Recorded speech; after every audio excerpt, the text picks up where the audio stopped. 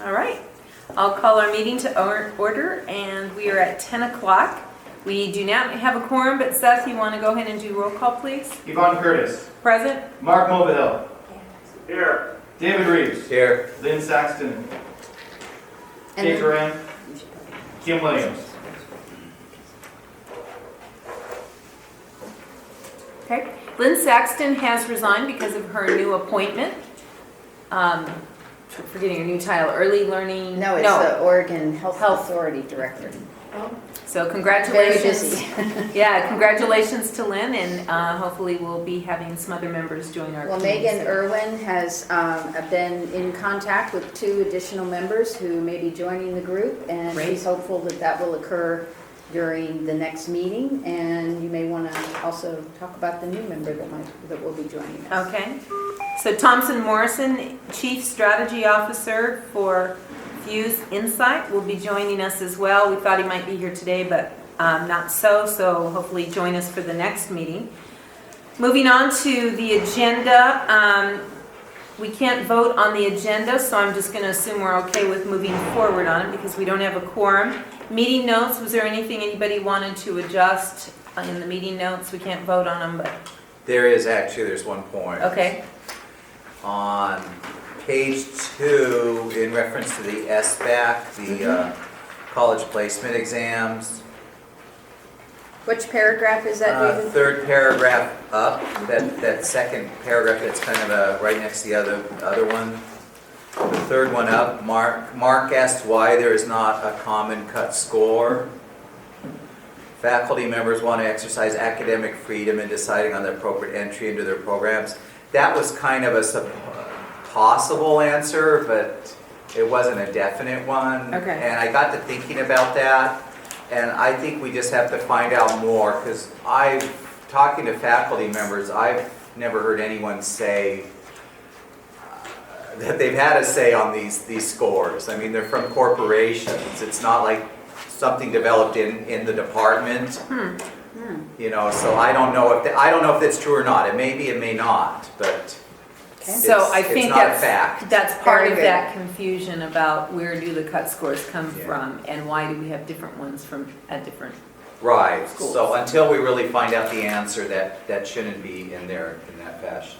Okay. Interesting that just yesterday, the House Higher Ed Committee heard testimony around placement tests, and one of the things that we did share with them that according to data in 2012, we had 14 different cut scores for 6 different reading assessments within the state of Oregon. On the same test even? Oh yeah, within Yeah. the same Same compass instrument, test, they're for example, different. yeah. Yes. Yeah. Yeah. I'd like to know the answer too. It may be that, but that was not, Right. it wasn't stated as a fact, and I can't say it is either. Perfect. So we know there's work being done on that, correct? Hilda? There is work being done in 2 areas. One, Betty Comp introduced legislation that is House Bill 2681. And then also Elizabeth Cox Brand, who's reported to you several times on the work of a developmental ed redesign group. That's part of one of the areas of work that they'll be looking at and that they are working on this year. And I think we brought that up when she was presenting as well. Okay, anything else? Mark, any changes to the notes from last time? Okay, we'll vote on those next time, assuming we'll have a quorum next time. In terms of old business, we have a best practice student transitions tracking sheet where Hilda helps us keep track of what is our work and what are we moving forward on. You want to give us an update on that? Sure, that's the table that you have under 4.1, and you may recall we did not meet in February, so this refers back to the additions that were made after our January meeting, in which we had a lot of discussion about personalized learning, placement tests, and there were the last 2 pages, starting on 8 and 9, were additional items there, so I leave that for you all to review and let me know if that captures the intent of the group where we left off. So it's page 8 and 9, those 2 sections there. For those of you who are listening today, either on the phone or here in the meeting, we asked Hilda to keep track of this because we really are interested in making sure we make progress. We see that our role is on this committee is to make sure we identify where those barriers are, policies and other work that needs to be accomplished in order to take those barriers out and move forward with a seamless system. So I mentioned that before anybody who's presenting today to make sure to, as you present, please identify any areas where you think policy work needs to be done or where there's barriers. If it's not policy, if you could identify what that is so we can figure out how we get rid of the barrier. So we really are interested in making progress. So any feedback from the committee on page 8 and 9 as to anything we need to change?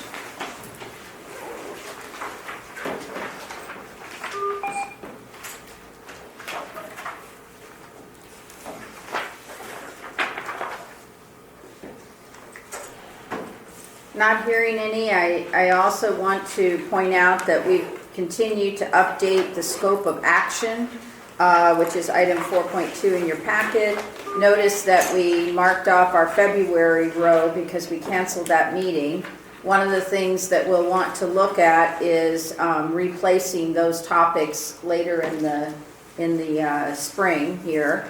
And if there are any questions or concerns about the schedule, we built in a little bit of flex into the months of particularly May and June, knowing that we may have to reschedule or get further updates on some of the work. So I think you have a little bit of flex in there so we can pick up those items that were canceled from February. Okay, so we might want to look at those and make sure that the order in which we have them is still right in terms of, are there policy things that need to get out, work that needs to get done before we get to the end of the year, because this time of year starts to go pretty quickly. Well, and I believe that one of the things that you had hoped for was that this would be a forum by which reports from some of the strategic investments would be coming back to you, not the full reports. Those are available. There is a 177-page report that was produced by the Oregon Department of Ed specialists and is available on the Joint Ways and Means Committee website. But I think you wanted to hear specifically some of the pieces that lessons learned, things that we could take further if there were policies that needed revisiting. So those are what's pretty much scheduled for some of the coming months. Great. You also have a document that was developed by Nancy Golden and staff. That's a one-pager, and it simply looks at the connection between investments that were made in the 2013-15 biennium, some of the key learnings that are coming forward, and then some connections to recommendations that were made by the full OEIB board for funding for the 15-17 biennium. Lastly, there's one other, I thought, very interesting article that you all would find useful. Since this January meeting, we had a presentation from Michelle Hodera around what we knew about the personalized learning requirement, and this article appeared in the March issue of Principal Leadership, and it's a very insightful piece that I think is right in line with what you heard from Michelle. It actually enhances our understanding even a little better. So those were the follow-up things. Great, thank you. Any questions? Okay, we'll move to 5.0 on our agenda, chronic absenteeism update. Serena Stoudemire and Robin, how do you say your last name? Show. Okay. Sitting there or staying? Wherever you feel comfortable. I'm fine to stay there. Okay. Again, good morning, everyone. I'm morning. Serena Stoudemire Wesley, and good morning, Chair and the committee. And we're here to give you an update. When we were here last November, we said we'd come back with some findings that we've had so far. Then we just put out an RFP for the chronic absenteeism. Portland State, in partnership with communities of color, Eagle Northwest, and advising by attendance work, Hetty Chain, and they have the grant. And so, but I'm going to turn it over to Robin right now, and then I'll come And then back she's going to later. pick that part Then I'll back pick up. it back up. So we want to thank you again for having us back. We want to update you on the work that we've been doing. In the meantime, we do have policy barriers, yes? Yes. Yes. Just thought we'd state that out there, but we're hoping that Great the to Portland know. State study really helps us start to focus on exactly what those are and what potential solutions are out there. So in the interim, Serena, myself, Isabel Barber, Sarah Pope, so individuals from the Oregon Department of Education, from the Public Health Division, from the OEIB, have joined the Network to Advance State Attendance Policy and Practice, which is a national organization, of course, looking at attendance policy and practice. We have quarterly meetings that have been very informative. The Oregon Department of Education and the Public Health Division have got a signed memorandum of agreement at a high level. Looking at, we initially chose absenteeism as the work that our two agencies would do together to sort of establish this relationship, but of course, in a very short period of time, we're working together on Ebola and measles and teeth sealants and all kinds of things, right, that the two organizations can partner together and serve our 0 to 21 population. We hold quarterly steering committee meetings. Both myself and Isabel Barber, who couldn't be here today, have presented several times to our staffs to make sure that they they have a sense of kind of where research is right now. Again, the Portland State study will give us a better idea of not just nationally what's going on with absenteeism, but more locally as well. We have a straw work plan that we hope to have approved later this month, and we're going to be looking at things like positive behavior intervention supports, response to intervention, special education, different areas in which absenteeism, different areas in which we can look at absenteeism through those policies. And then we continue to work with our community partners, all hands raised. The Children's Institute, which is really helping us focus on our earliest learners, our kindergartners and our first graders, and the importance of their attendance.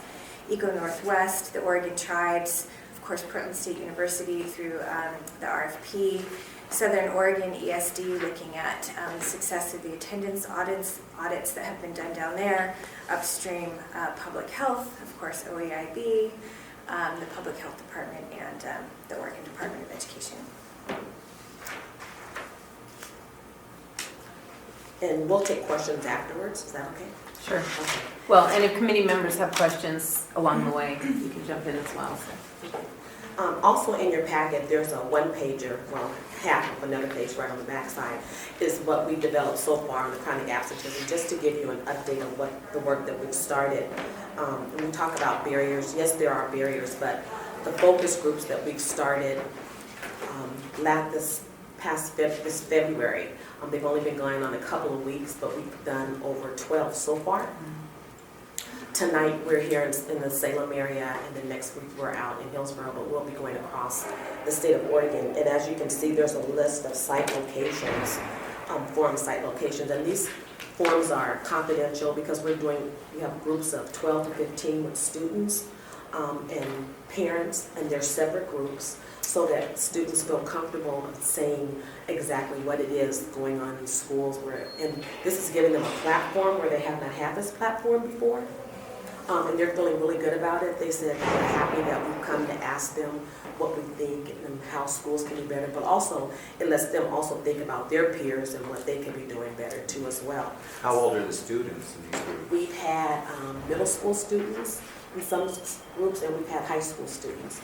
We were at, we did with the NAIA yesterday, and so those were high school students. And we've been in the Slavic community with the parents, as well as the students, and again, those are two separate groups. They might be on two separate days, and sometimes they're on the same day. It just depends on how the schedule falls for everyone. Babysitting is provided, so we make sure that there's no hindrances that are keeping parents away. And we're, like I said, we are in all different communities, all different locations. It's been very interesting so far. It's been sad in some cases, but we're looking at this as challenges or different barriers that we'll be able to overcome once we get all this information together and we get it out there.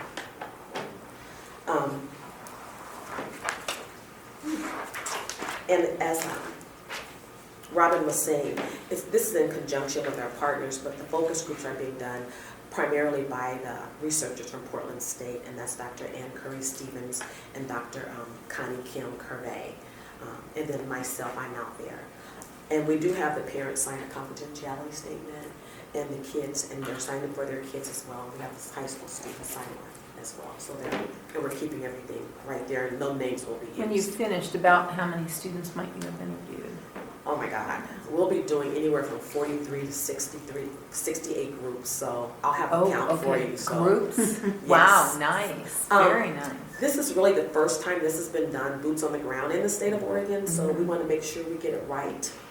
And we want to make sure that we get the information right. And then we're also going back to those groups to do a survey with them so they can look at it first before we get it out to make sure that we've gotten it right, what they've told us.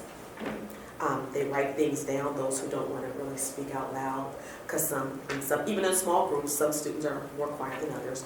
And even with the parent groups, we're having them making sure they're able to write things down too, and in their own language.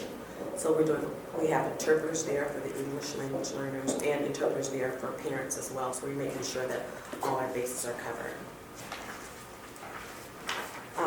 What we do know so far is that chronic absenteeism is complicated. There's lots of complications depending on what area you're in, where you grew up, a lot of different barriers. But we're also going to areas where the problem has been cleaned up. So we'll be out in Hillsborough, and we'll also be in the Beaverton, Tualatin areas as well, talking to groups out there to say, okay, what are you guys doing this right? So we want to get both sides. We're also looking at the SPED groups up as well, communities of color, and communities that are poverty. What we hope to achieve, and that's on your sheet too, I won't go through the whole sheet, but we want to reduce or eliminate barriers to school attendance for all students. We want to increase family and community knowledge. And that's knowledge around why kids should be attending school, the importance of why your kids need to be there, but also the importance to the students as well. We're taking this as a learning experience for everyone that's involved. And we want to improve the reporting, so we're looking at the data too. What are some of the things that are we needing in? I'm just going to say this, we need that longitudinal database. Boy, don't keep running into that one again. Oh my God. I know that's a whole other story, but I thought I'd just throw that out there. Yeah. And then also, we're also in the middle of, Portland State is developing an agreement with the tribe so that the data will be theirs too as well, because we're developing a special agreement with that. So we'll be out in Umatilla hopefully in the coming weeks, the Umatilla tribes. And so we're looking and we're excited about that work. We're excited about what's going on. And as I look at the questions that we had last time, where are the partners gaining ground? And I would say right now, I think gaining ground is we're building trust and we're building that, helping to build that family engagement and that community knowledge. But also with the DHS and the whole All Hands Raised program that they have around chronic absenteeism, from what we're hearing, that's going great. Absenteeism has improved. We don't have exact numbers yet, but I'm sure we'll have those in the next couple of months. What was that? All Hands Raised, Okay. DHS, the pilot project that they're working on absenteeism. Yeah, they have 6 of their caseworkers housed outside of The DHS office yes. in the schools and community-based organizations working closely, and that seems to be going very well. What can be replicated? We don't know yet, but we're hoping that that's what this study will tell us. We hope that the study will tell us what are some of the institutional barriers, but also what are some of the community and family barriers. So we don't want to make it's their fault, but what can we all be doing collectively together? So, we're excited, we're hopeful. The challenge is out there, but we're standing up and we're meeting it. So I heard you say at least a couple of, I won't call them barriers or solutions, but learnings is it's complicated. Yes. You need the longitudinal database so that you get the data and you have the reports you need so you can start to do some analysis. Mhm. I heard you also say that you don't know what's replicatable yet, but are you starting to see some specific strategies that are working, even if they're different in those communities? Yes, we are. As one parent said that she found that a teacher was there when the kids came into the classroom and hugged the kids each morning, so the kids were excited to go to school. We find that that truly makes a difference in some communities, building those trusting relationships. And if the kid feels welcome, so she's there to greet all the kids with a hug every morning, and with a smile, she's right there at the front door.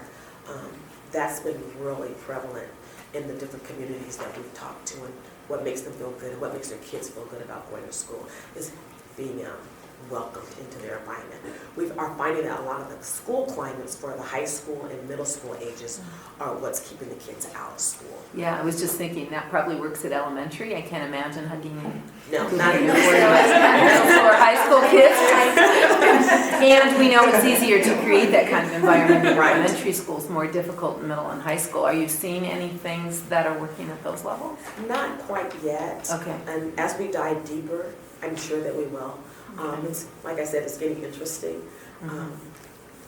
Listening to students, kids are smart.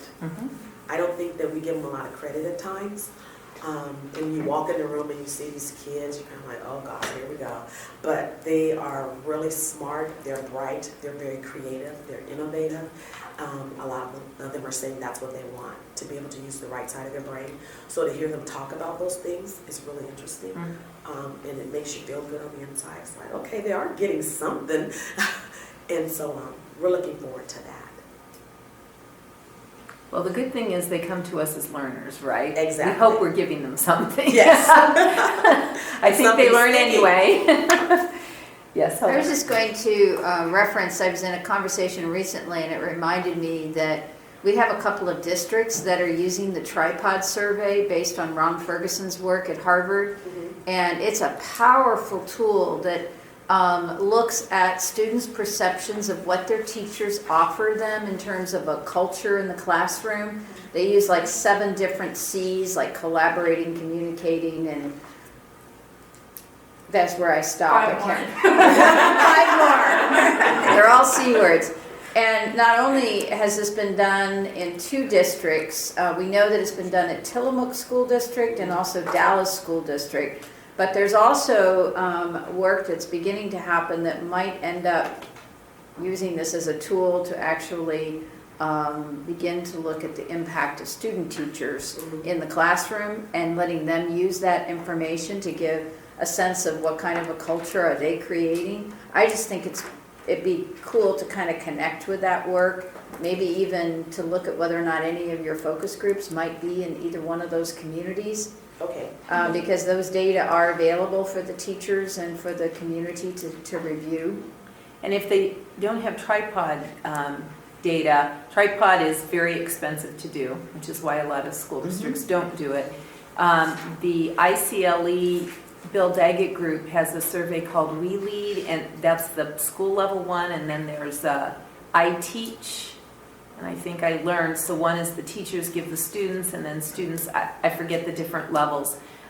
We are using one level of that, can't great. afford the other one. But so what we've also done, and I know other school districts have done this too, is created their own sort of climate surveys where they can identify some of those key questions we know are working well on those other surveys, or at least similar to, and trying to get at that information. So as you work with those communities, you might check with the schools to see if they have some of that data. It might not be comparable to other districts because it's not a formal research-based survey, but having the responses to those questions are really helpful. Well, we understand the state of Colorado is actually perhaps in the process of developing a parallel instrument to the tripod survey that would be less expensive. It's great work, though. I got a chance to work with Ron Ferguson many years ago as he was developing it and testing it with the Minority Student Achievement Network nationwide. And really powerful information and powerful tool for teachers. Teachers really, really liked it once they understood the data, what they could get from it, and how it informed what they could be doing with students. I saw another hand.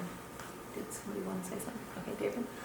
Yeah, I think this is a great approach. I know doing so many focus groups is really intensive, there's a lot of resources. But I appreciate you doing that because I'm real curious what the causes are.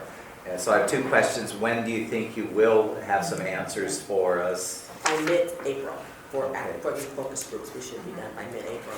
The lit review is done. We're just in the process of reviewing it before we release it. Dr. Golden is reviewing it currently, and so once we get all the reviews done, we can release the lit review. But the focus groups, that review won't be done until mid-April. And my other question was on the handout you have, it mentions underreporting of number of students not in attendance. Where's the underreporting happen? Is it in the classroom? Is it at the district? Is it to the state? A lot of different places, and we haven't really nailed it down yet. There are some suspicions, but we're hoping that will come out more in the reporting that we're doing, because we know that kids, if they miss 10 days, then they're off the rolls. And then for kids that are out sick for long periods of time, suspension, expulsions, there are so many different variables that are coming into play. So that's why we're trying to figure out the data piece on that. And we're meeting next week on that. They miss 10 days, they're off the rolls. What does that? We're required to drop kids from our roster once they've been out for 10 days if we Really? don't know the reason. So if they've Right. just disappeared, you don't know what, Oh, you know, the assumption is they must have moved. okay. And if they have an excused absence and you know that excuse. Now, they remain most on schools the- I know are going to try to do some research Right, because okay. we are all trying, I would say most of the schools are trying to reach those kids, but a lot of times you don't have a current phone number, you don't, maybe they've moved from their Yeah. place they were living. There's just all kinds of reasons. That's part of those barriers, and some schools that have the wraparound services that we've seen are able to get those kids back and working with the parents. So there's a lot of different variables that come into play. Instead of can't go or won't go, but there's reasons why. Right. Yeah. One That request. it's Go- not that schools drop at 10 days total. It's 10 days in a row where you can't make any contact at all. So I have a request when you start identifying the barriers or things we could do, thinking about our cycle of policy at the state level. My guess is a lot of what you're going to run into is also about practice that's maybe not about policy. So I hope you'll be able to dig in at the level of identifying, do we need state policy? Is this district kind of policy? What can we identify in terms of practices? And I would think it would be great if there was a way to include the Oregon Leadership Network as a partner in some way, especially because as in that group, we're working on disproportionality, interdiscipline, expulsion, suspension kind of data. So there's a crossover right there. And they're already working on practices to change that. It seems like there might already be, and that's Education Northwest that's actually collecting the data and doing the research on that. So I think it's a great place to cross over. Since we're both on that board. Yes. We can see that done. All right, thank you. Any more comments or questions from the committee? Anything else we'd like to see when they come back? We really look forward to that report. So we'll probably be scheduling that for May. Right. We'll be ready. All right, great. Good luck and thanks for being out there in the field. That is so important, exciting. All right, we'll move to 6.0, Frameworks for Regional Achievement Compact and STEM Hubs. Mark Lewis and is Chrissy? Yep, Yeah, Chrissy's right here. too. Chrissy, how do you say your last name? Hewitt. Hewitt, okay. Great. Chair Curtis, members of this committee. For the record, my name is Mark Lewis from the OEIB as Director of Staff. And I'm joined by Chrissy Hewitt from our Education Research and Policy team. Today what we'd like to do is just give you an overview of some of the work that we've been doing together to really align many of the regional efforts that are underway with the goals and objectives of the OEIB and focusing specifically on the outcomes related to the RACs and to the STEM hubs as well. So the collaboratives themselves, we as a state are pretty program rich and systems poor, if we were to be blunt about things. And we also recognize that behind the philosophy behind all of the regional collaboratives is this notion that education is a collective responsibility.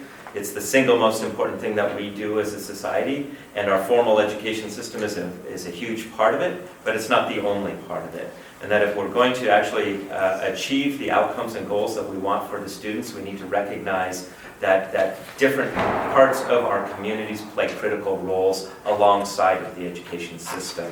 And so in recognition of that, we wrestle with a number of different questions. One is, how do we empower and support and incent local communities to really work differently, to break down the isolation across institutions, across cultures, not institutional cultures, as well as ethnic and racial cultures as well. How do we create the conditions in our role as the state? How's our unique position as the state to really create conditions for those transformations to occur? How do we make sure that we are taking into account and respecting both the assets and the strengths of communities, and helping that feed back into the system to inform the other work that we're doing in terms of policy development and making investment recommendations. So we're really talking about how do we work differently here to actually achieve the outcomes that we're setting out to be. How do we stop being the state, which is a dynamic that is a power dynamic, and shift that to build trust in a way that we're working alongside of communities, and we have some unique roles to play, but respecting the fact that the change that we seek is actually going to occur at the local level. And so, as we have worked with the various STEM hubs and the regional achievement collaboratives, we've recognized that each of these communities are starting from a different place. They are starting with unique relationships. They're starting with assets and partnerships that are already underway. They have identified their own community needs, and they have identified strategies that they feel will achieve the outcomes that they want for their students and for their and students from children, from youth, and adult students as we consider those things. So we don't want to be the guest who comes in and starts rearranging the furniture.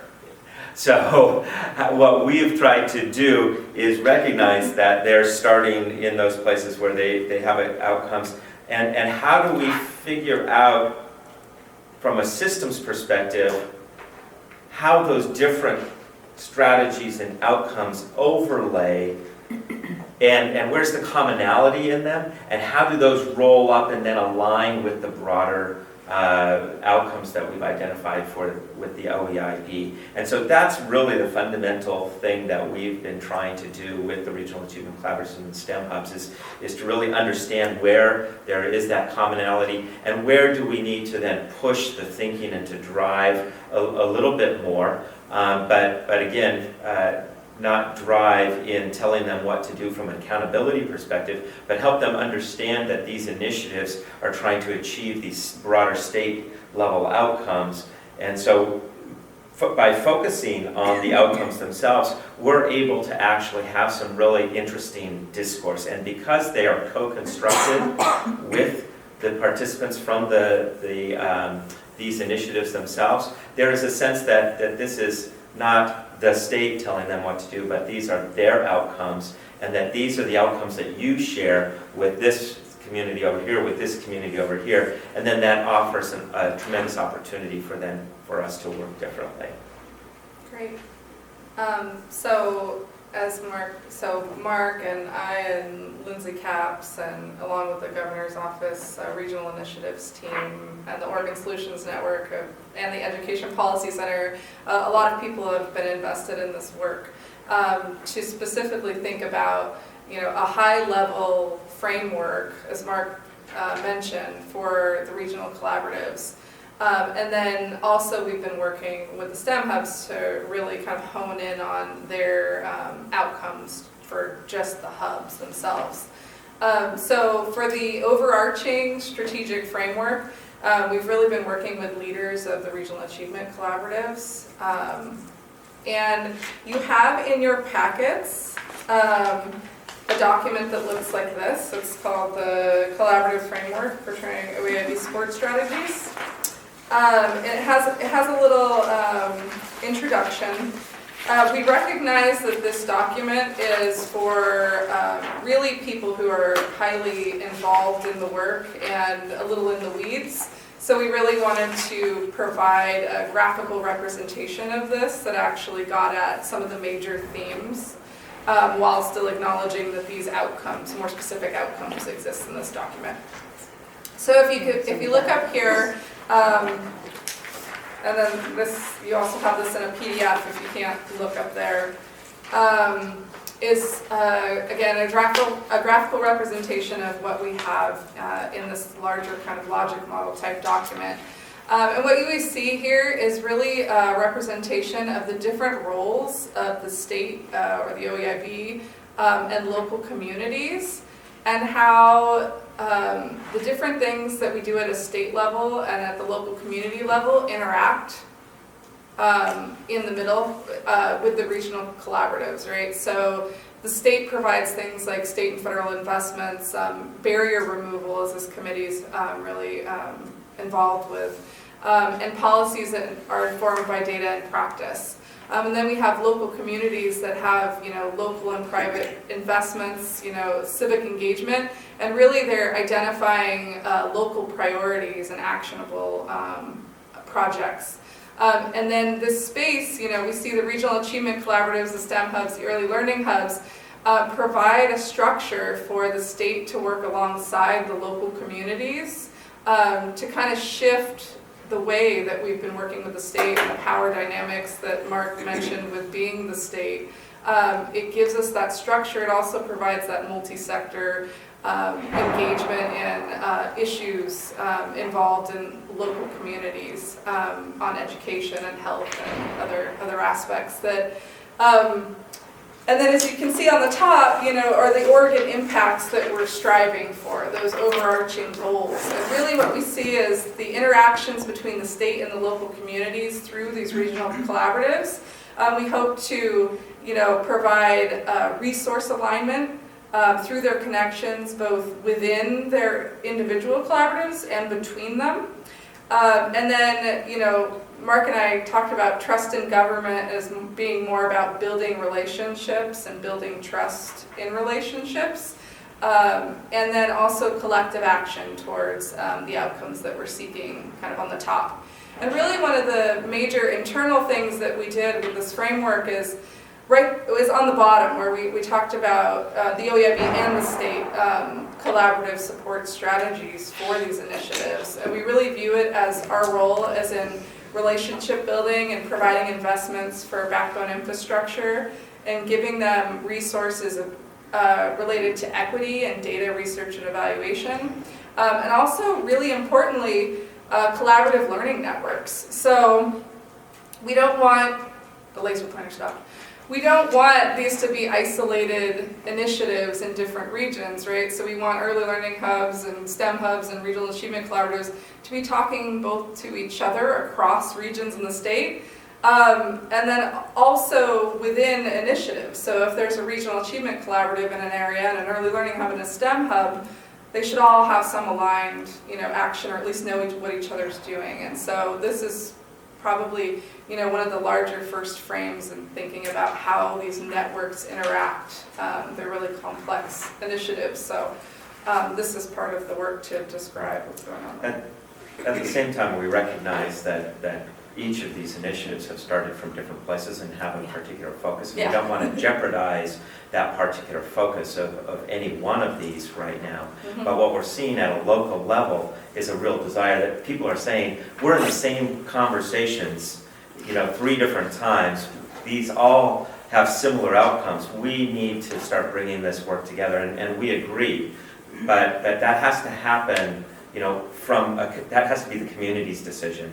And at the same time, when we're asking communities to take a collective impact approach, we at the state have to have a similar view where we're interacting in a way that we're aligning the efforts. And we've recognized that given the way these various initiatives have rolled out, we're all very, very busy and focused on that.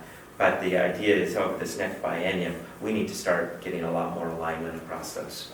I love the term coherence, and it makes me think about, because so in my school district, we belong to each one of those with just our district.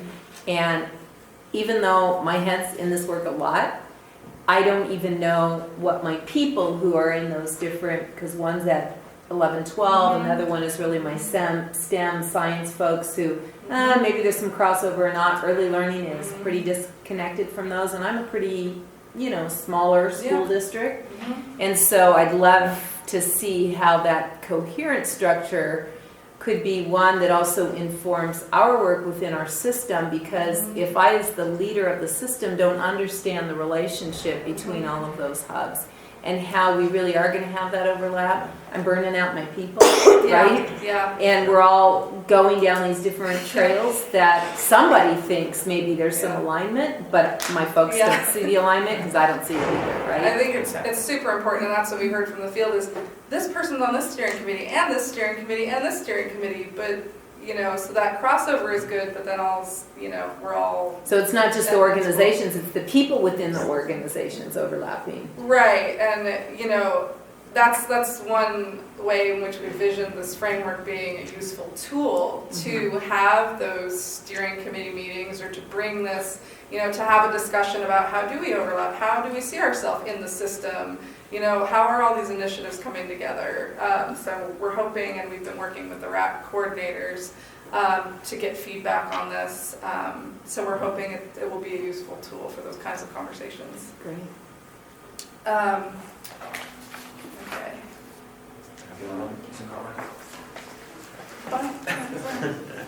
It slept. It went to sleep. Doing all right. All right, do it. Okay. Next. You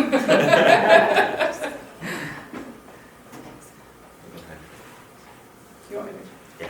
You're gonna, or you want me to? Okay, great. So in addition to this higher level framework that we've been working with the RACS leaders, we've also been working quite closely with the STEM Hubs leaders to sort of envision a shared outcomes framework for the regional STEM hubs. And really, again, Mark mentioned that we've been really going through a process of co-construction and meeting them where they're at, and able to come up with some shared outcomes that will inform us at a systems level, that will give us information related to our strategic investments, that will allow them to have some ongoing learning as their partnerships develop. And also as far as, data, needs assessment, evaluation, to be able to share tools and resources within and across regions is really important. So we can make systems level decisions on things. And then this work is also feeding into the work of the STEM Investment Council, which has a data and metrics subcommittee and is undergoing a strategic planning effort. So all of this is the field intelligence that is then feeding broader conversations as well. The other part of this, what's been really powerful with these common outcomes is clarification of expectations. So the STEM hubs in particular, just how they've been interpreted at the local level. For me, it's an economic prosperity initiative, which is really from birth to career with multiple stakeholders at the table, because it has rolled out through the Department of Education, and because many of the partnerships were K-12 partnerships around math science partnerships, it started to get very much a K-12 lens. Well, when we put an outcome, as you will see later on, one of the outcomes being post-secondary degrees and credentials aligned to industry needs, all of a sudden the STEM hubs are going, hey, wait a minute. And it's like, well, hang on, let's go back and have a conversation about what is the expectation of the STEM hub. It is P20. And so if you don't have representation from workforce and economic development, our expectation in this coming biennium will be that level of governance needs to be part of your conversations, or you're not going to be successful in the funding. So it enabled some additional conversations and clarification. So to what extent does the conversation include the A for STEAM? Because I know in our community, Oh, good question. right? I'm happy to go there if you'd like. I can do that individually or with this committee. STEM, the short answer is that one, STEM in and of itself is a creative endeavor. It is a performance art. If we look at the skills, attitudes, dispositions necessary to be successful in STEM and necessary to be in the arts, they're much more aligned than our current cultural perceptions are. Having been to one of the premier science institutions, science and engineering institutions in the country, the people are, there is no such thing as the scientific method. There's many methods. The scientific method is a communications tool, and the actual way that scientists and engineers work is very creative. They make intuitive leaps, founded in a lot of facts and information and knowledge and deeper knowledge that enables them to make those creative leaps. But it is a creative endeavor. So that's the shortish answer. All But right. yes, STEAM needs to be there, but it can't be perfunctory. It can't be because the arts are left out, because otherwise it's stream, and because reading gets left out, or S squared because social studies gets left out. So if it's gee, we're not part of the conversation, then that's not the right reason to have the A in there. But if it's the A is to recognize the creative aspects, then absolutely.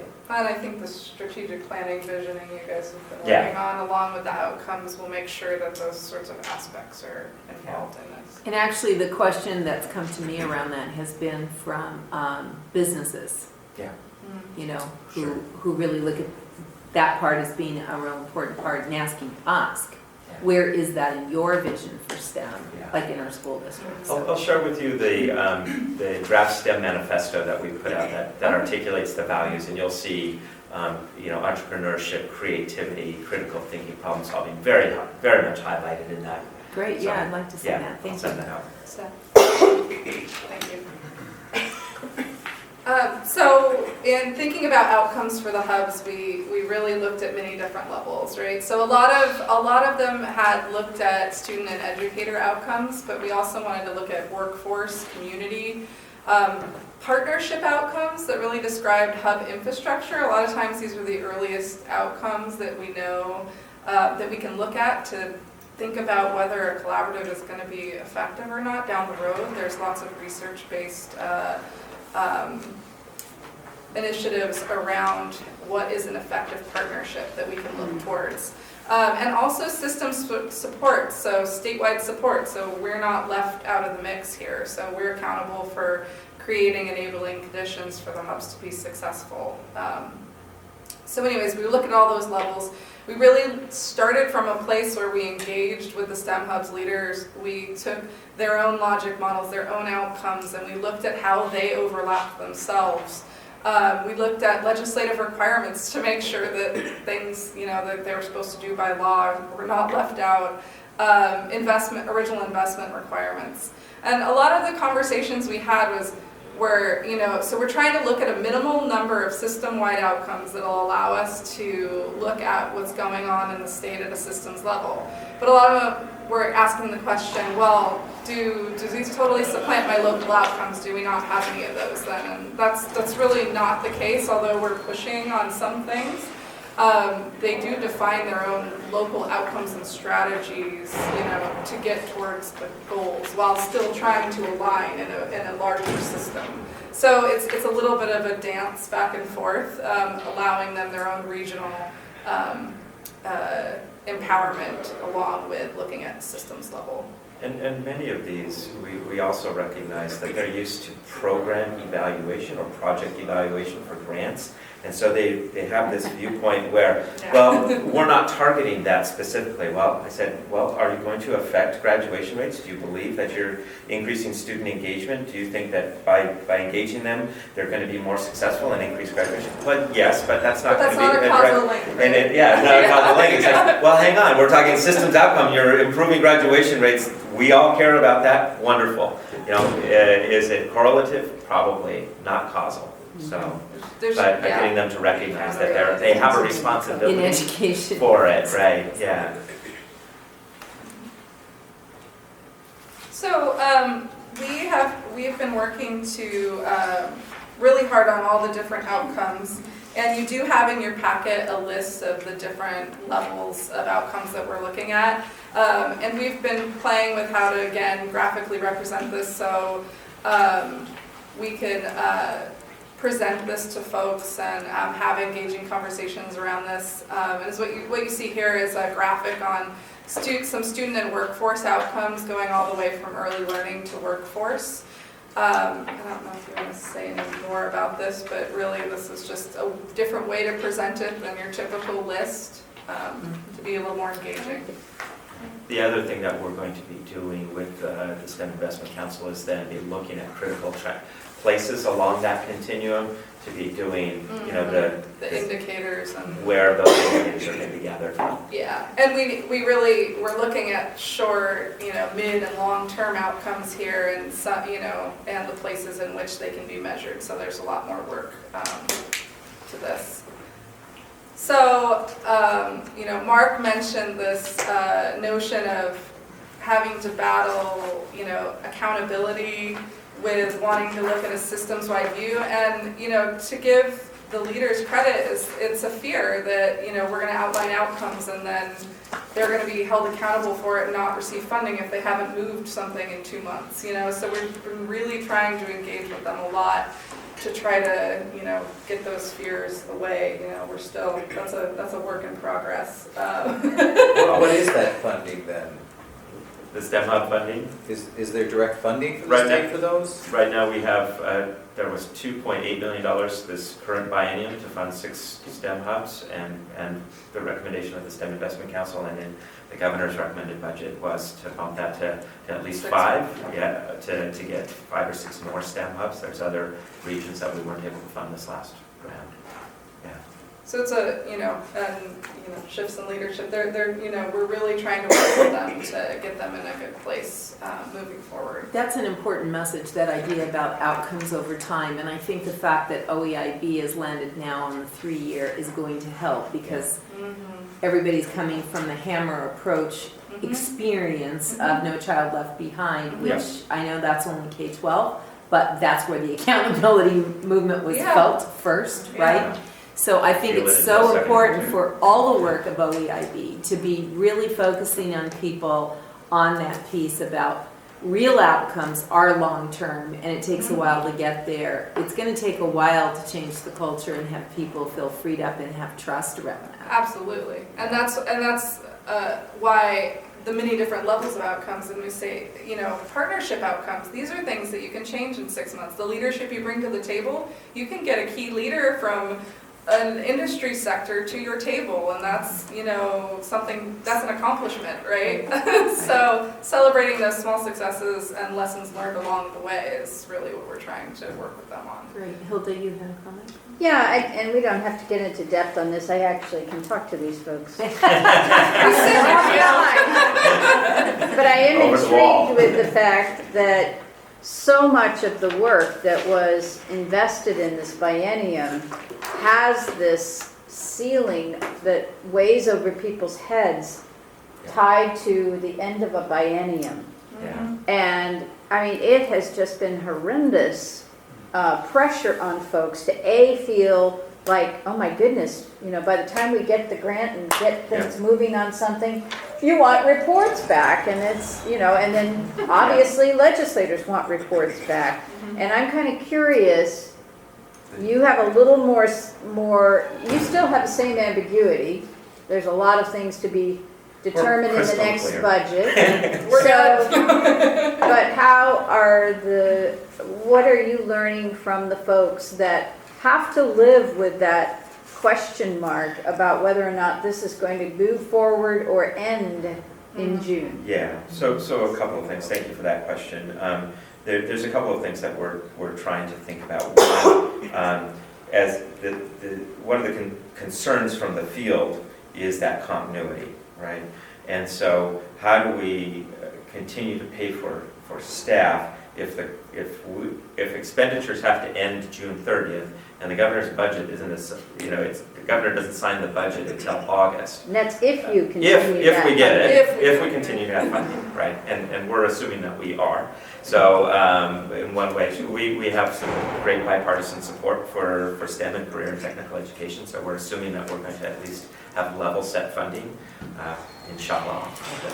As you know, Arabic. Anyway, So how do we get continuity of staff, but how do we get continuity of programs? Because a lot of, in the education sphere, the summer is the time for opportune programming, and if they don't have some certainty early enough on, they can't do summer programming. So how the heck are we going to get sustainable programs? We're never going to get it by every other summer. It's never going to work. And so we're currently exploring options with the Department of Administrative Services around creative ways of not tying it to agency budgets, but to be putting it into funds that can transition across the biennium. You still have reports to the legislature, and you still have agencies who administer the funds, but the fund itself can flow across across that biennium thing, and that's something that I'd like to talk with you, Megan, about as well, because I know that you're in a similar situation. So we've got some feelers out for people who've been around for a long time about how do we address this, and we need to address it now. We're already working with folks to get feedback on, we can write RFPs early, based on contingencies. We can send the criteria out early. We can get people to be thinking about this so that we can minimize the time, but there's still some real hard issues that we need to address.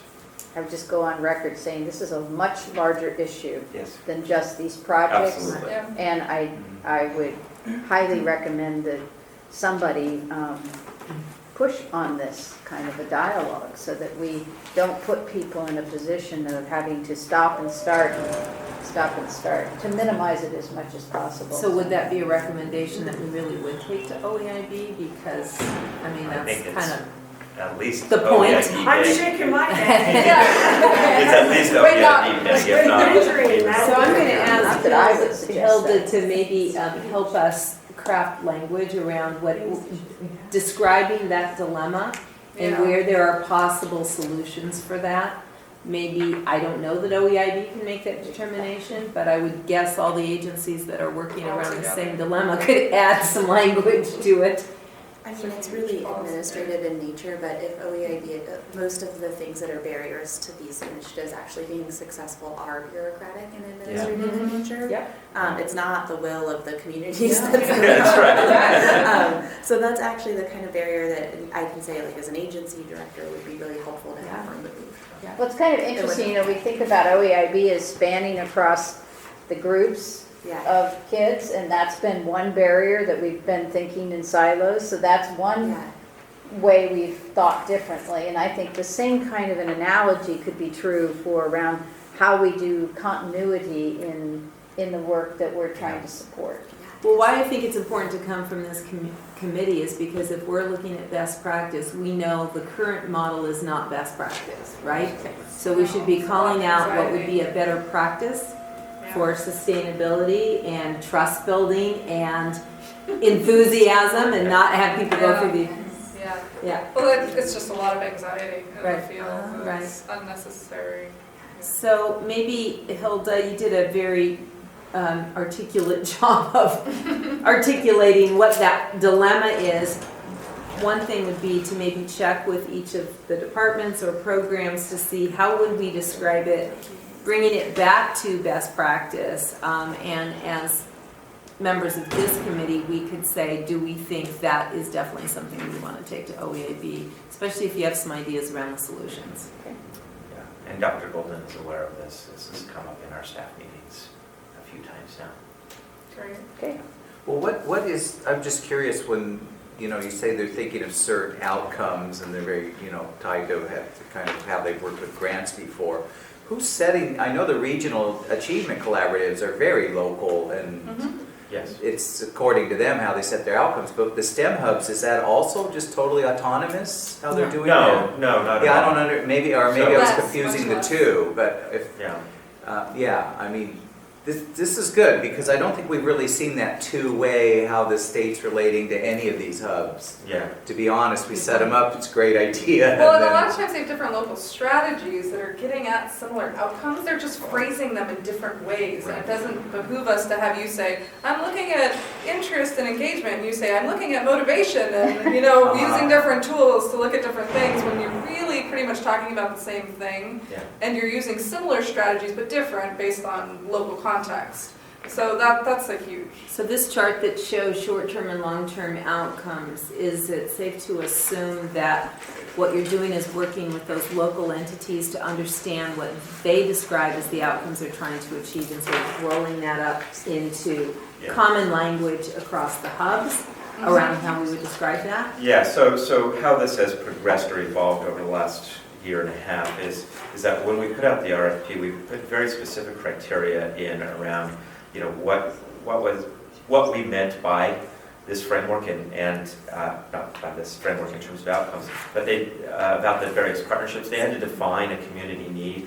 They had to create a partnership plan, but they had to create a partnership plan. We only released funding up to 10%, I think, of their funding for the first 6 months until they developed a community-driven partnership plan that articulated their goals and structures. And we went through a review process of that. In a couple of instances, we sent it back and said, this is all over the place. We need to see much more clarity in here. And gee, did you haven't addressed equity at all? Who else is at the table with you? And so there was a back and forth before those got approved and the funding was released. So we let them drive it from community need along the P20 system with some criteria there saying that it has to focus on connecting to the world of work. It had to focus on a P20 system, so you had to look at transitions, other things. And now it's a matter of honoring what they've done locally to do their strategies, but then to roll those up in a much more tighter way. Whereas the regional achievement collaboratives, Was they're really organic. they're very organic, and they have less funding, more local funding, less state funding, and we've done that high level picture for them to really have some continuity across regions, but also really empower them to do the work that they're doing, but have some sort of scaffolding to They hang have a lot their less hat money upon. too, don't they? A lot Absolutely. less money. Yeah. Yeah. Let's say. Yeah, so really you're honoring good work that's going on that's already sustainable in a region. It's different than RFP.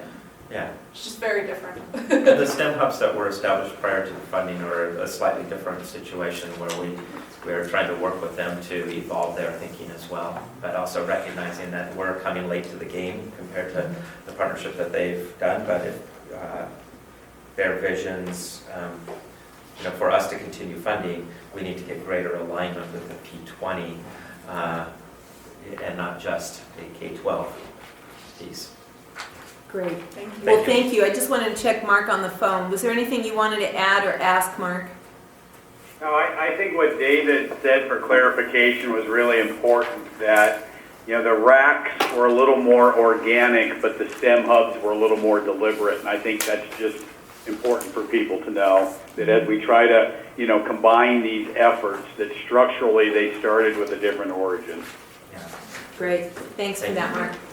All right, thank you both. We'll move to 7.0, which is early learning. Megan? Yeah. And I think it does work if you go to the hot seat, because then we can all see you better. And We promise there's no Amaya temperature and Liz change. French, all three of you are presenting. Yeah, that's kind of sick. So the special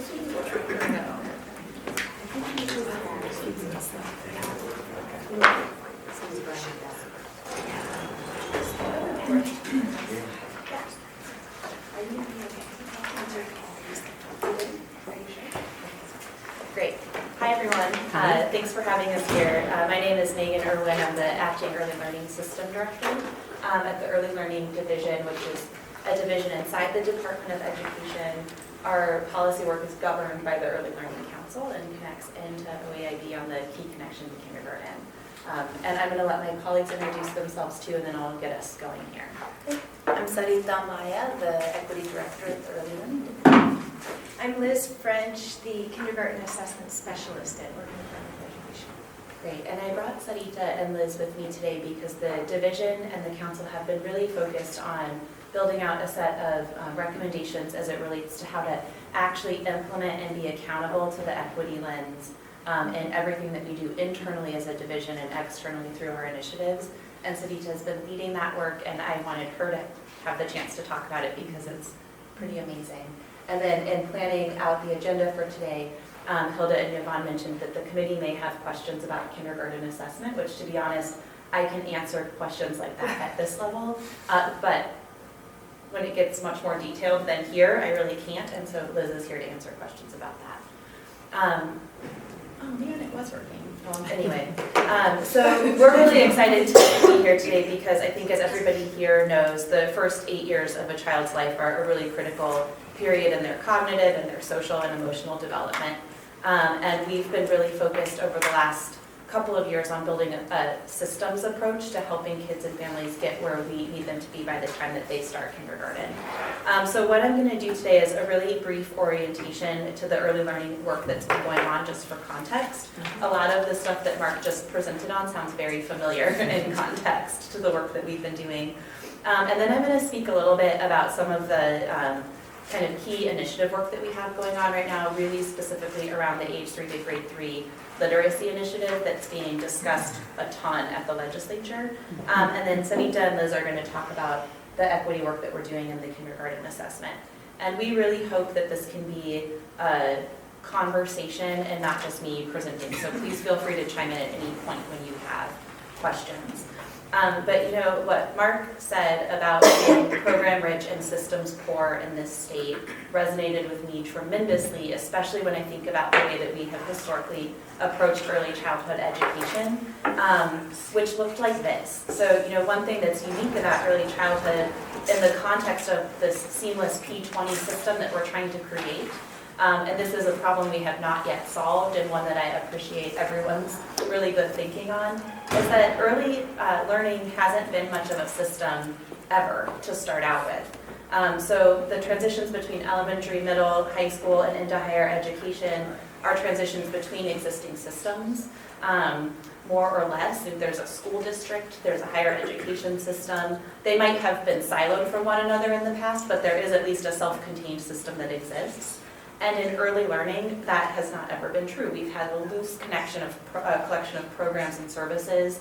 Some are public. You see the public ones reflected on this. A lot are private.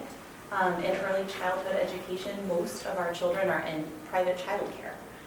Only 12% of our under 5 population in this state are served by a public early learning program.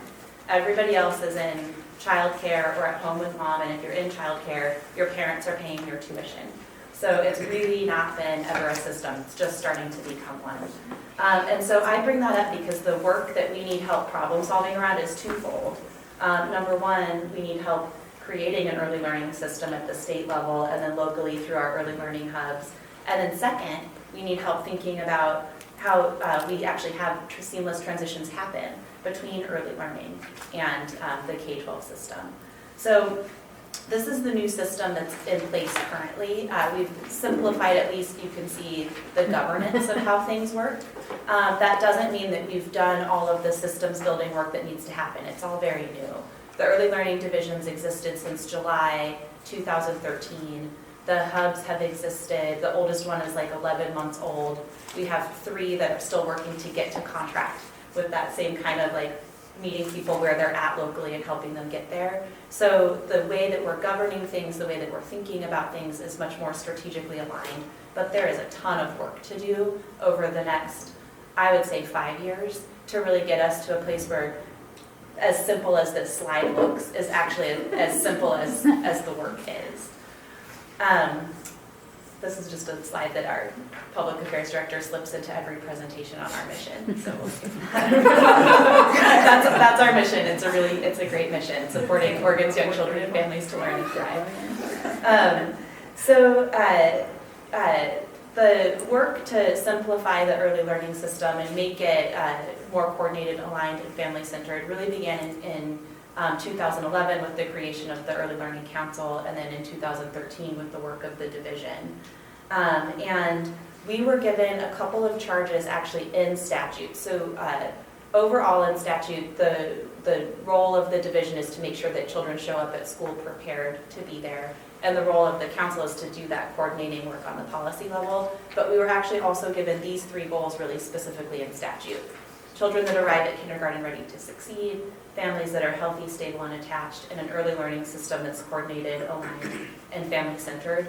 All of our work flows back to these 3 high-level goals.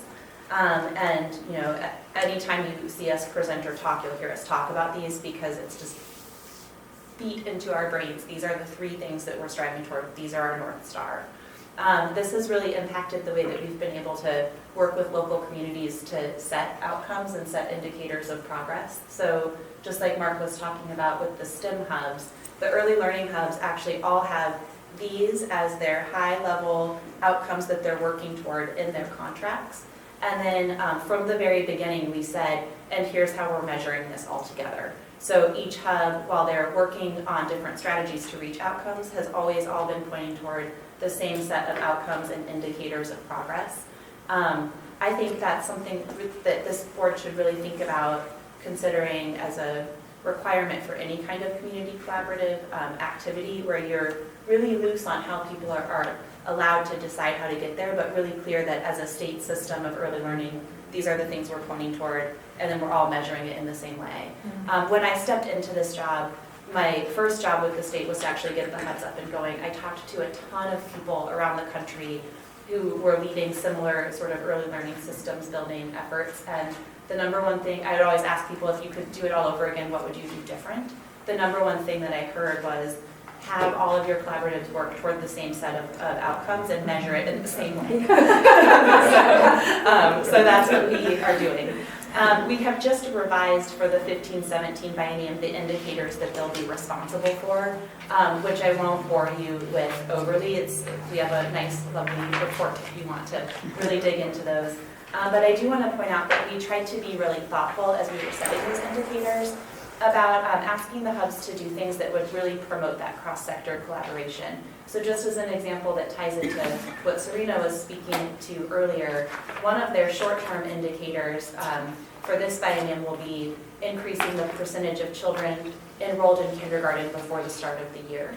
Because the long-term outcome that we're really trying to drive toward with that is increasing the percentage of children in kindergarten with consistent school attendance. So we tried to think about things we could ask for that they could actually affect in a 2-year time horizon that would get us toward bigger things that make an even bigger difference for kids on like a 5-year time horizon.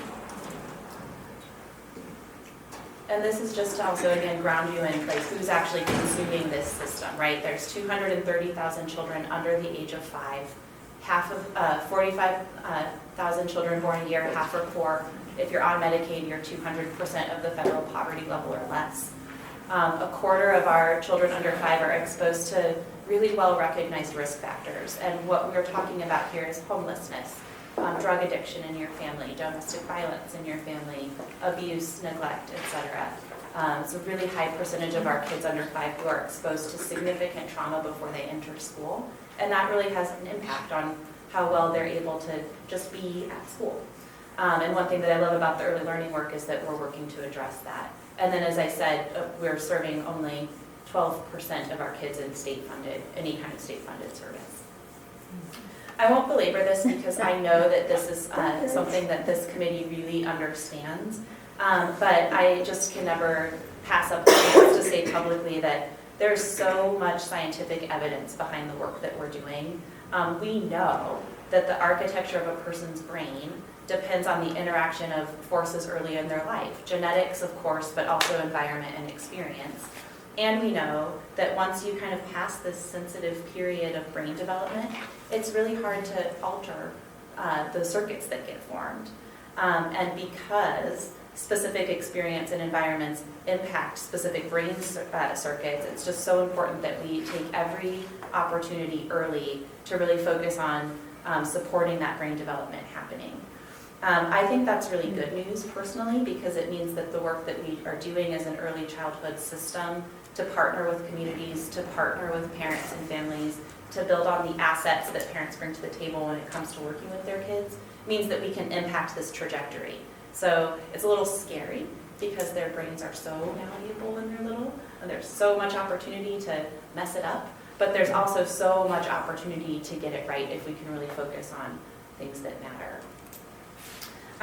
When we have a cohesive early learning system, this is kind of what we think it looks like. These are the things that we're able to do when we take a systems approach versus just a programs approach, and really focus on identifying populations of children who we historically haven't reached, really being thoughtful in our work with communities around the needs of these children and families, doing that cross-sector work, and then accounting for outcomes collectively.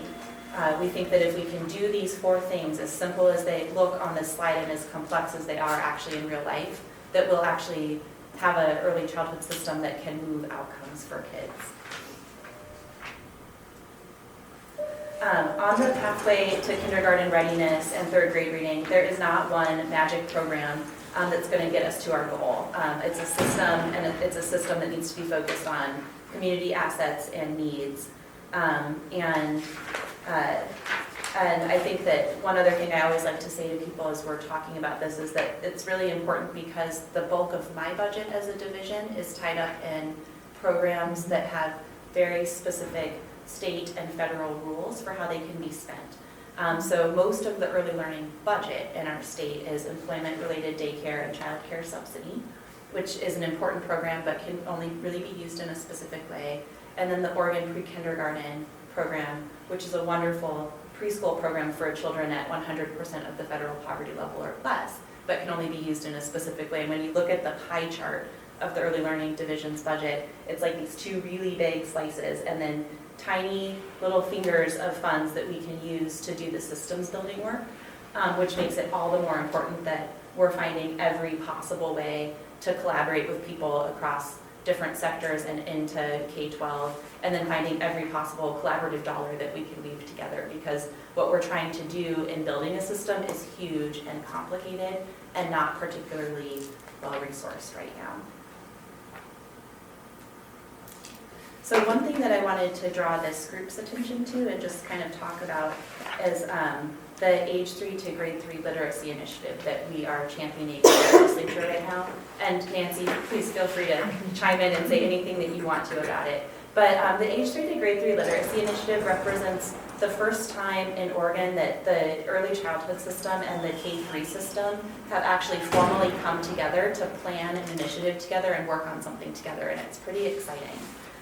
It would do a couple of key things. It would invest in strengthening early learning programs while also helping us focus on having a strong handoff between early learning and the beginning of kindergarten. It would support shared professional development between K-12 and early learning providers. And it also would align early literacy standards as well as social and emotional development standards from the standards we have for 3 and 4-year-olds all the way through 3rd grade. It would allow us to really take advantage of the implementation of full-day kindergarten and work to make sure that full-day kindergarten is as effective as possible. And it will allow us to partner with community-based organizations to deliver services like extended learning time and summer school starting in the summer before kindergarten to really help kids that might not be on track get on track for literacy at 3rd grade.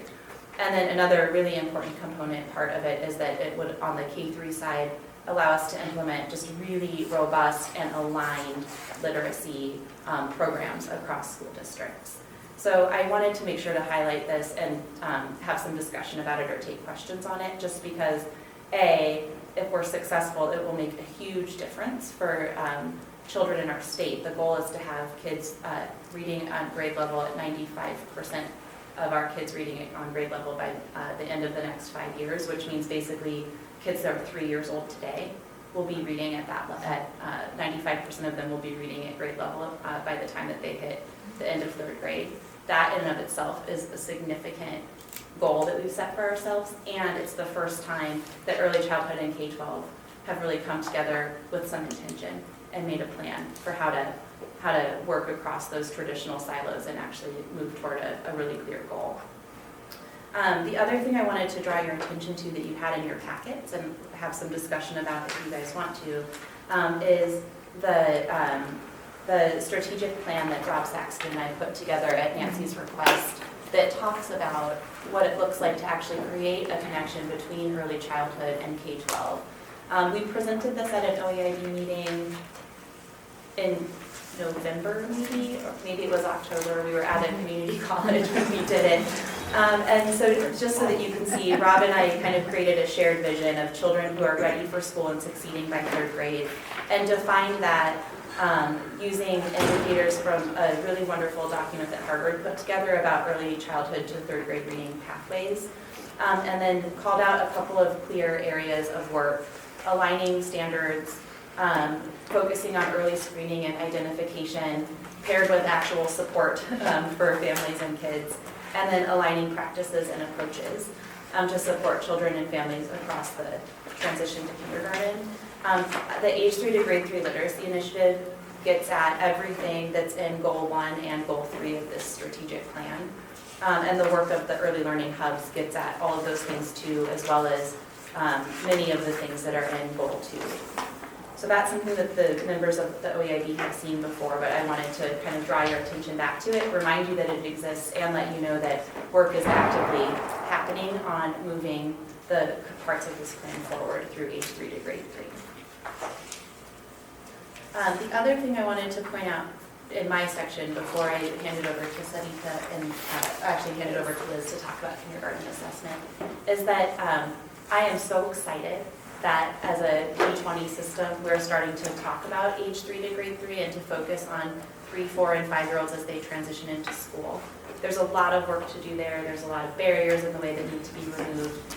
And I just want to put in a pitch for OEIB to also begin to think even earlier than that, because actually what the scientific evidence tells us is the most sensitive time in a child's life is the time from when they're born until they actually turn 3 years old. So we're starting to get some really wonderful strategies for connecting basically preschool age to K-12. Fabulous, that's a great place to start, and if we end there, we will be missing an entire age range of kids and missing out on an entire just really exciting opportunity to think about how we impact them. So I wanted to make sure that I called that out because I don't want the infants and toddlers to get lost even as we start on the connecting preschool into kindergarten. I know we have to start somewhere, but it's just something for this group to consider. What might your role be in helping push that prenatal through the age 3 agenda?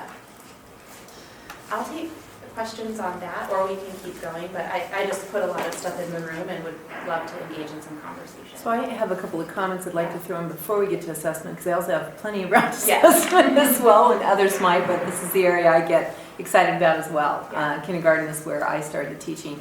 So just a couple things I want to throw out. At a superintendent conference in January, we heard from Jerry Weiss from Montgomery Public Schools, and he shared, and I might not be explaining this exactly right because there was a lot of information really quickly, but what he did in his school district was had a pretty intense study done on who are the kids who've been successful in our system. So this is about changing kindergarten teachers' beliefs.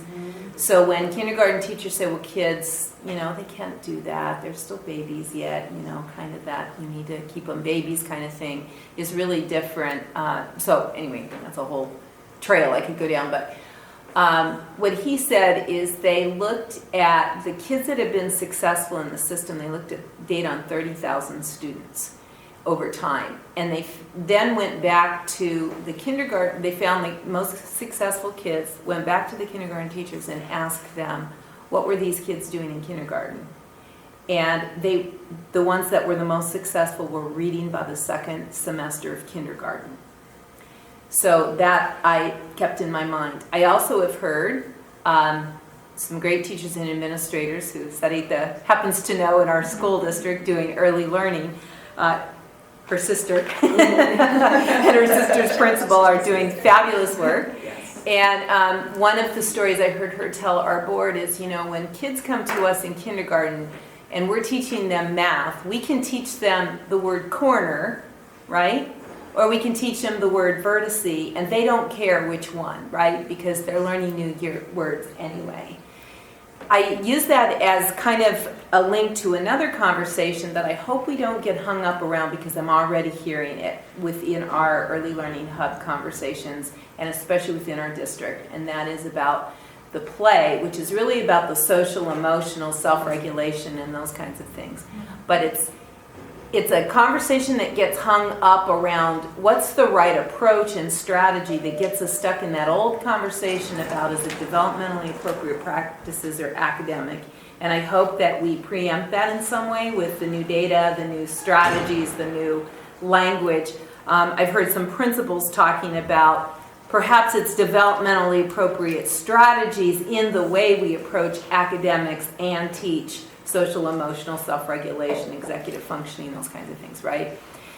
I think we have a great opportunity to do this right, and I do think it's the early learning folks that are going to help us in K-12 make sure we get that conversation right, but I'm already starting to hear that division and that polarization around that. So when I look at these arrows, the pathways here, kind of the note I look at it around that professional development is right now it feels like, and I know there's been some conferences around kindergarten, but what I'm hearing from my people who are trying to guide this work is it's kind of like a smorgasbord of here's all the different approaches people are using, and what I see is my people coming out back and sort of coming back polarized, like looking for the justification of how they already believe one way instead of the opportunities to bring us together. So I'm hoping we find a way to leverage this opportunity to not get us in like we did with the literacy wars around phonics and whole language, right? But to say,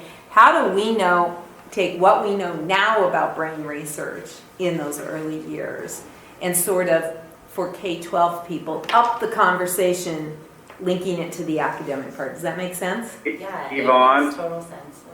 Yes, Mark? I just kind of wanted to build on that comment because I think what you're identifying is probably the most critical barrier in the hubs as they target, the education component in the hub. And I have an example that we've used that I think is something that this group ought to consider supporting Megan's effort as she moves through the legislature. That's with the Kindergarten Innovation Grant. And we've used those resources to do something very simple that we know works to deal with just the issues that you were presenting.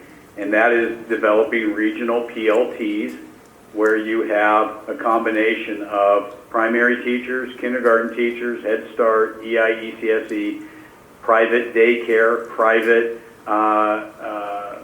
preschools, and you work with them together that meet consistently to go over the kindergarten assessment, to go over the Common Core, to go over some of the research. We're using that grant to pay for the Houghton Mifflin Teacher Leadership Center. So we have a national presenter that's really helped to build some street cred with everybody. But what we're finding, Yvonne, is those barriers and perceptions are disappearing quickly when you put people together in the same room. And what we're seeing with the early learning people is they just want to be valued and heard as experts in this profession. K-12 needs to stay in its lane a little bit, but K-12 also needs to present where these kids are coming in at kindergarten and what they're seeing. And so, I would really encourage Megan as we move forward. The Kindergarten Innovation Grant is really, really a powerful tool, that we're having success with. And we can look around the state again on where we're building some synergy with that.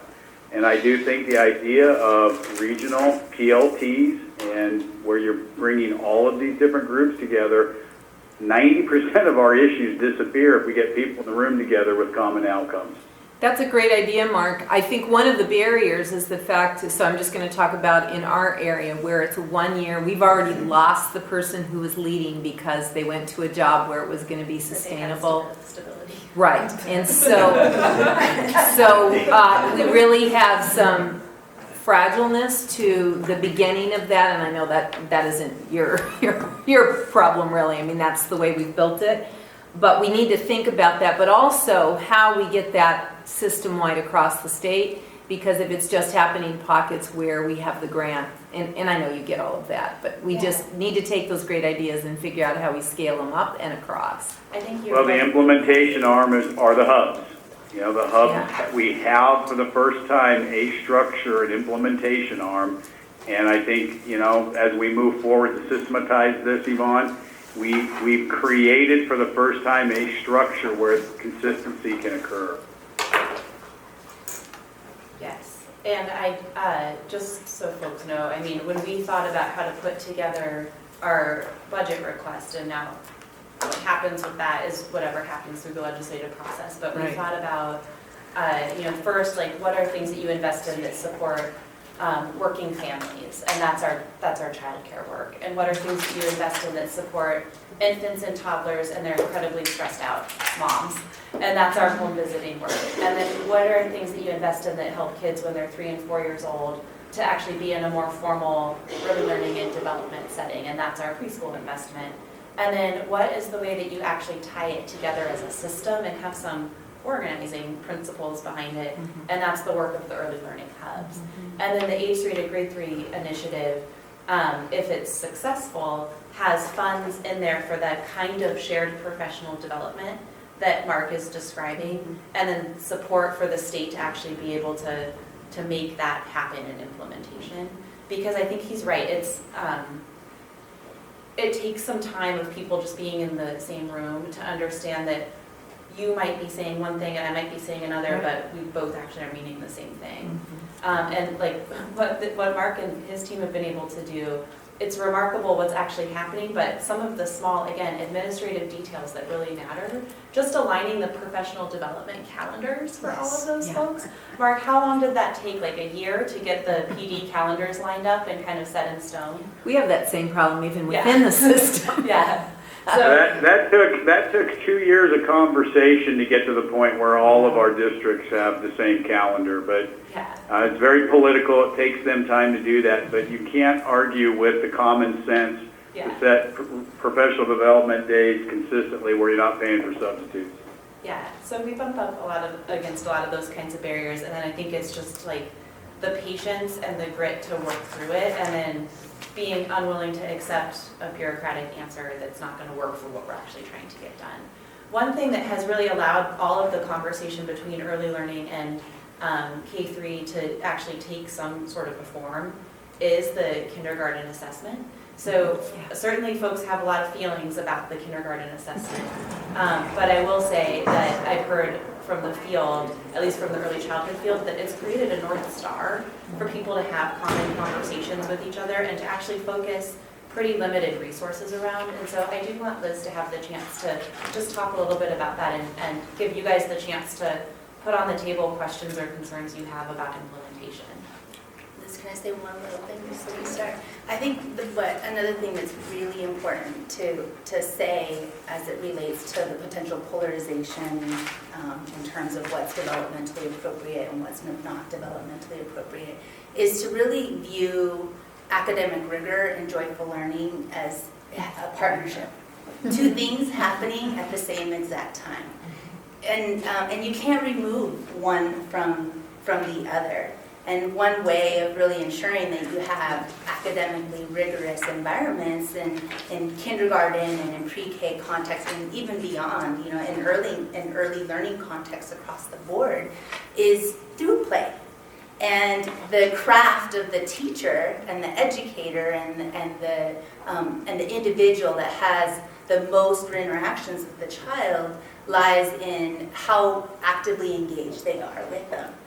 And that's through play. That's what Storytime's all about, right? You know, finding everyday experiences where we're listening, talking, speaking, playing, doing all of these high-level engagement activities with our kids across the board.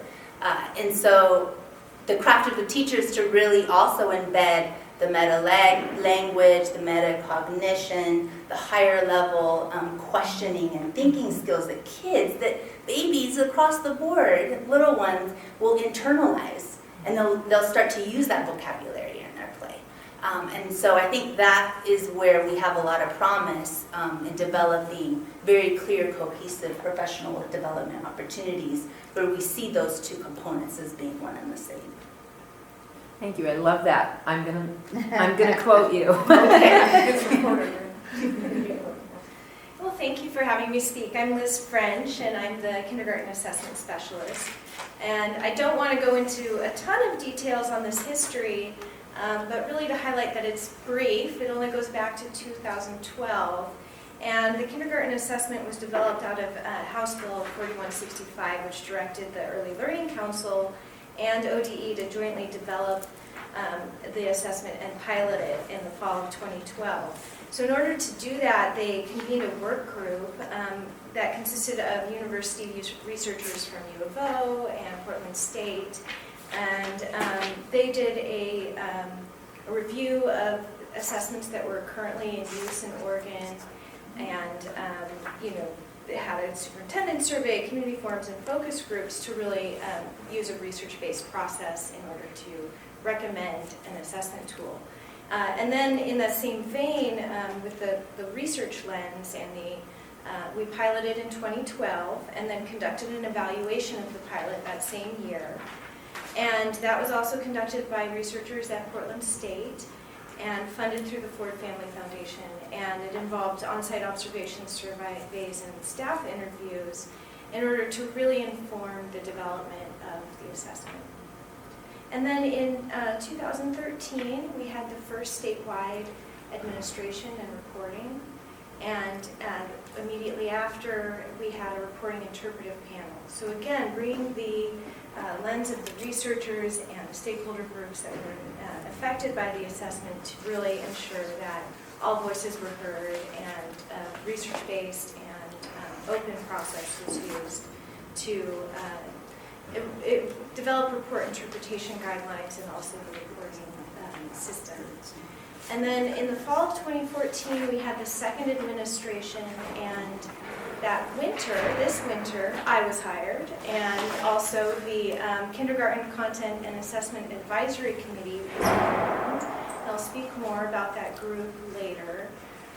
And then in 2015, we will have our third statewide administration this fall, and along with that, a field test of new measures, which I'll also talk a little bit about. And part of why I mentioned my hire, my background is in college and career readiness, and people ask me, why did you change? And I say, actually, I didn't. College and career readiness begins with prenatal care, actually. So the goals of the kindergarten assessment are to provide local and statewide information to state-level policymakers, communities, schools, and families about the literacy, math, self-regulation, and interpersonal skills of entering kindergartners. The second goal is to provide essential information on entering kindergartners' strengths and to identify gaps in the key developmental and academic skills. And that's to inform early learning and K-12 decisions on where to target instruction, professional development, resources, and supports to ensure that resources are being spent on the areas of greatest need. And the third goal is to provide a consistent tool to be used across the state to identify opportunity gaps and to inform schools, districts, the hubs, communities, and policymakers around how to allocate resources to the communities and the areas with the greatest need, and to measure progress in the years to come. Liz, can I give an example of how that plays out too? So just by way of example, our early learning hubs don't have a ton of resource, right, to do the work that we've charged them to do, so they've had to be really focused.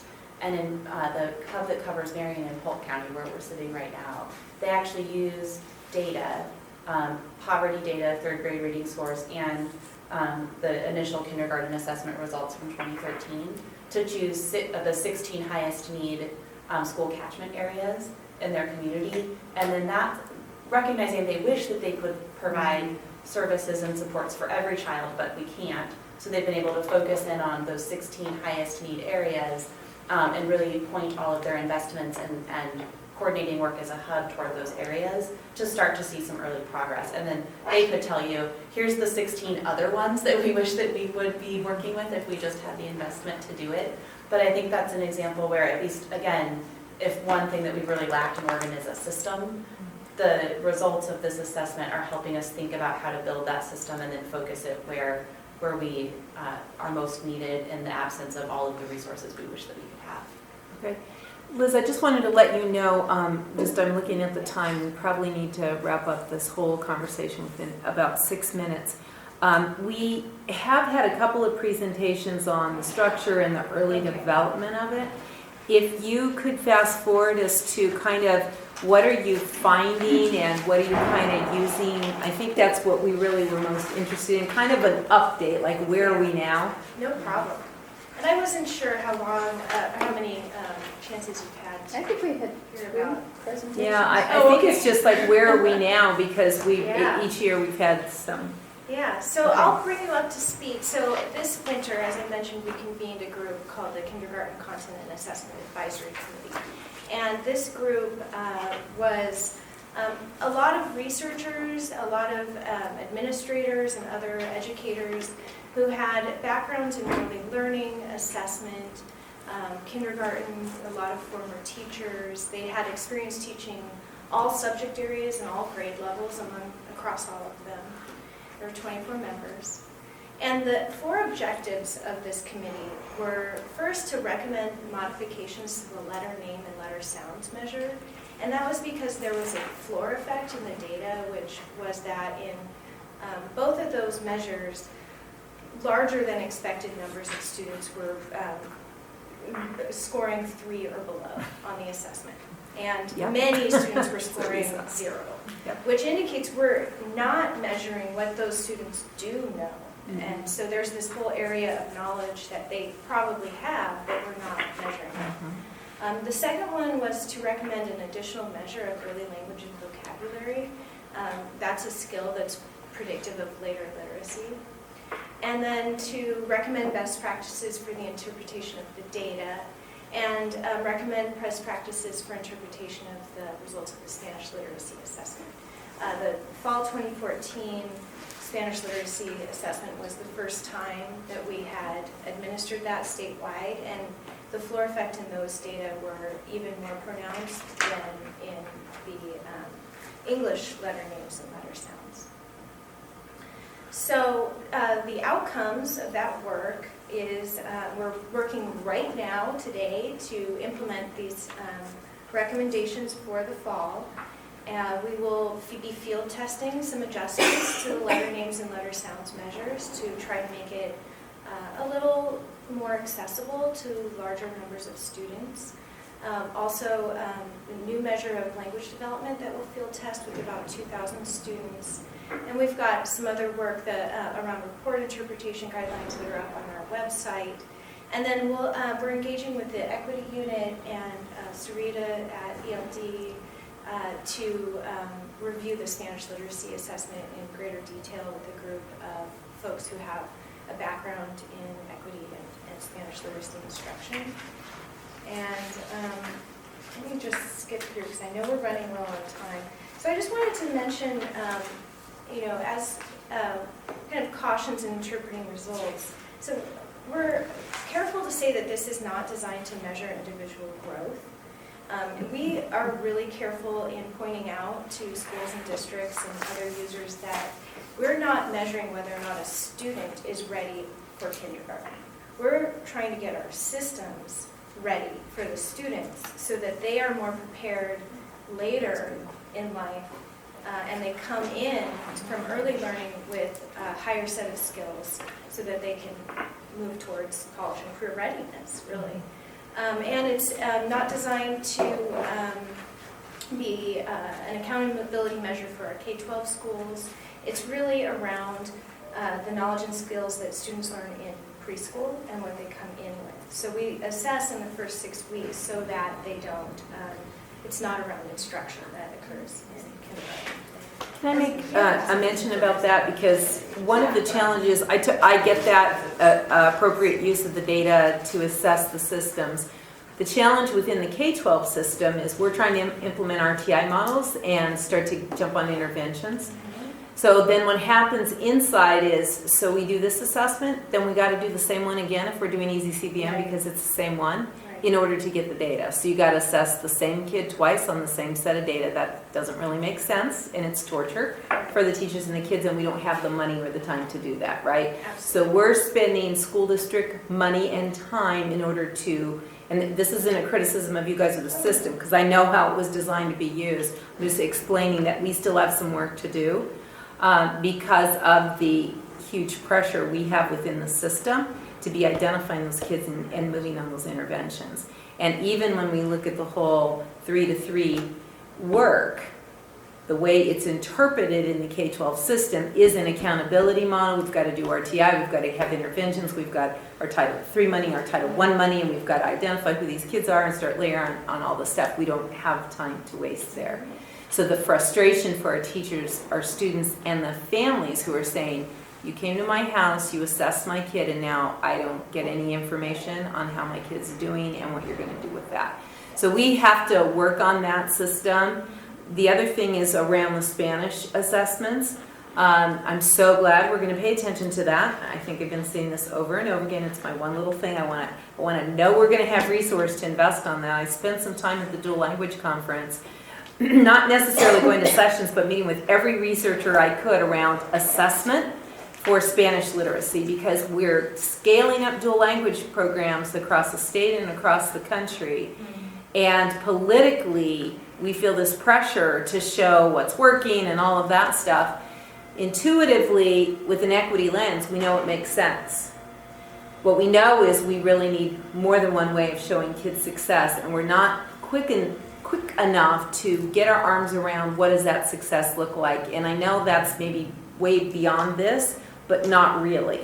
It should be rooted in that system from the very beginning. So I'm glad you get to focus on the work. I'm hoping we're focusing resource so in that budget so that that work can really be done. Because I know when I talked to Libya Gill at the U.S. Department of Ed and what they're doing on that, all I keep hearing over and over again is there's just not enough money invested to get the Spanish literacy measures done right. I'm thinking in this whole United States, we can't get enough money together to get one assessment system for Spanish literacy that lines up with the way we're scaling up dual language. That just doesn't make sense. Okay, so that's my soapbox. Yes, that may be a good transition place to send this portion, although we certainly don't have an answer for that problem. No, I know.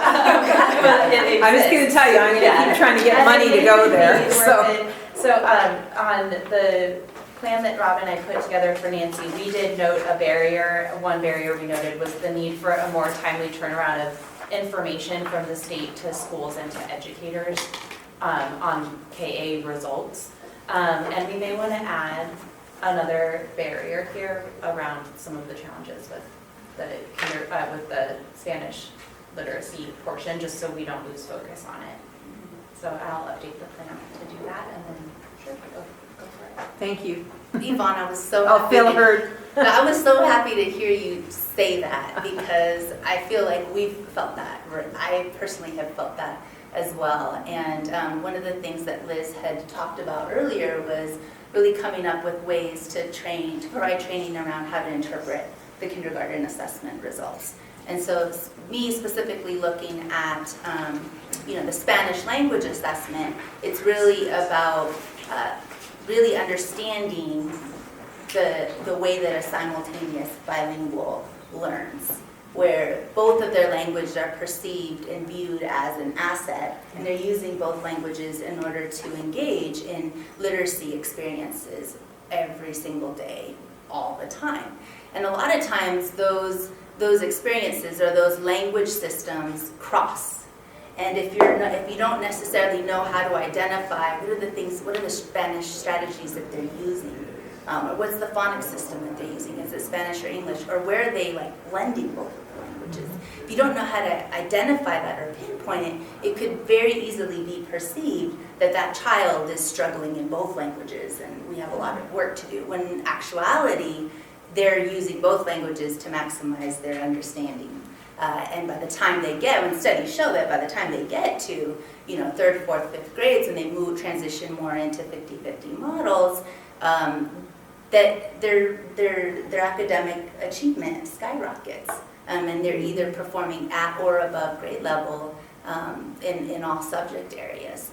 And that's the power of dual language instruction, to really view bilingualism as an asset to learning two languages. And then it has the opportunity for kids to also become multilingual. So I guess that's a perfect segue into the Equity Subcommittee report, because that is one entity of it.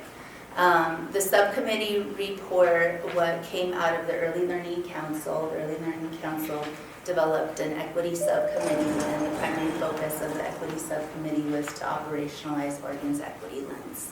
And so it was really looking at, the starting point was really looking at the equity lens, breaking down the belief statements, looking at the essential questions, and really thinking through how we could make it early learning specific. From that, we convened the equity subcommittee group. They created recommendations that fell into 3 sections: culturally responsive practice, operating systems, early learning operating systems, and data and resource allocation. So within each of those topics or sections, there's subsections. Within the culturally responsive practice section, it's broken down into pedagogy, community engagement, leadership. Pedagogy meaning the instruction or the interaction between an adult and child, family and child, parent and child. Community engagement being it takes a village to raise a child. What are the systems in place, such as the early learning hubs, that we're using to ensure that that's happening? And the leadership piece is the courageous leadership piece. How do we really use data and disaggregate it so that we're really thinking about where the highest level of support is needed, and how we can allocate our resources into that area. And culturally responsiveness is really thinking about acknowledging that there are power relationships, that we need to acknowledge the way that culture informs our decision making and the way that we communicate, and it shapes our thinking. The second piece is the early learning operating systems, and it's focused more or less on 3 subsections, which would be the governance, racial equity, and the workforce diversification. So how culturally and linguistic are the key decision makers in all aspects of the early learning system, and how can we develop a system where we're regularly reporting on that? What are our racial equity policies? Time and time again, we're looking at data specific. My experience is in the K-12 education system, and as a teacher, I was always looking at data, and I always saw that there was the greatest disparity between the highest achieving and the lowest achieving students, and specifically as it related to race and ethnicity. And so there's a lot of research out there that supports the idea of leading with race, and with the idea that a lot of other cis-isms are also going to be addressed as we're building this equity-informed work and equity-informed systems building. The diversification of the workforce really speaks to the idea that we need to be very mindful and thoughtful about ensuring that decision makers also represent the communities that we represent. They represent the child population ages 0 to 5 that we represent, not just on a state level, but on a regional level, and also on a very local level, and that there's systems and structures in place that allow us to constantly be thinking about that all of the time. And then the last section is the data and resource allocation section. Spoke a lot about the importance of reporting and using data to inform decision making. Those 3 key areas are the data collection and analysis. Earlier, a lot of people have mentioned that we need this longitudinal data system. We need to come up with a very clear, concise way that we're pulling data, so that we're pulling the same sets of data, and it helps us align our outcomes and our indicators, etc. The second piece is the metrics and the quality improvement component, as well as the contracting practices. And all of those sections are very much weaved into one another.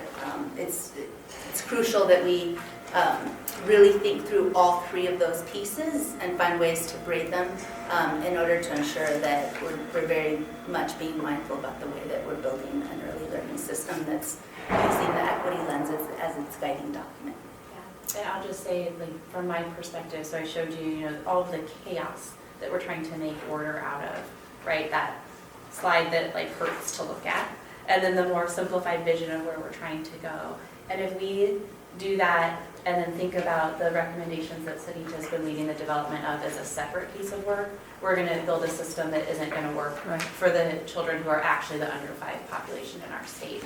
And so from our perspective, getting these recommendations was step one, but now as we're working to do that systems building work, this is the systems building work for us, and there'll be a pretty detailed implementation plan that accompanies it.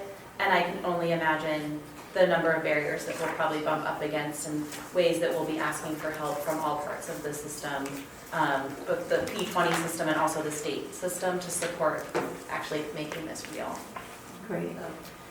Thank you so much, and I'm sorry I kind of stretched it out too, but I tried I to speed it up too. yeah, good job.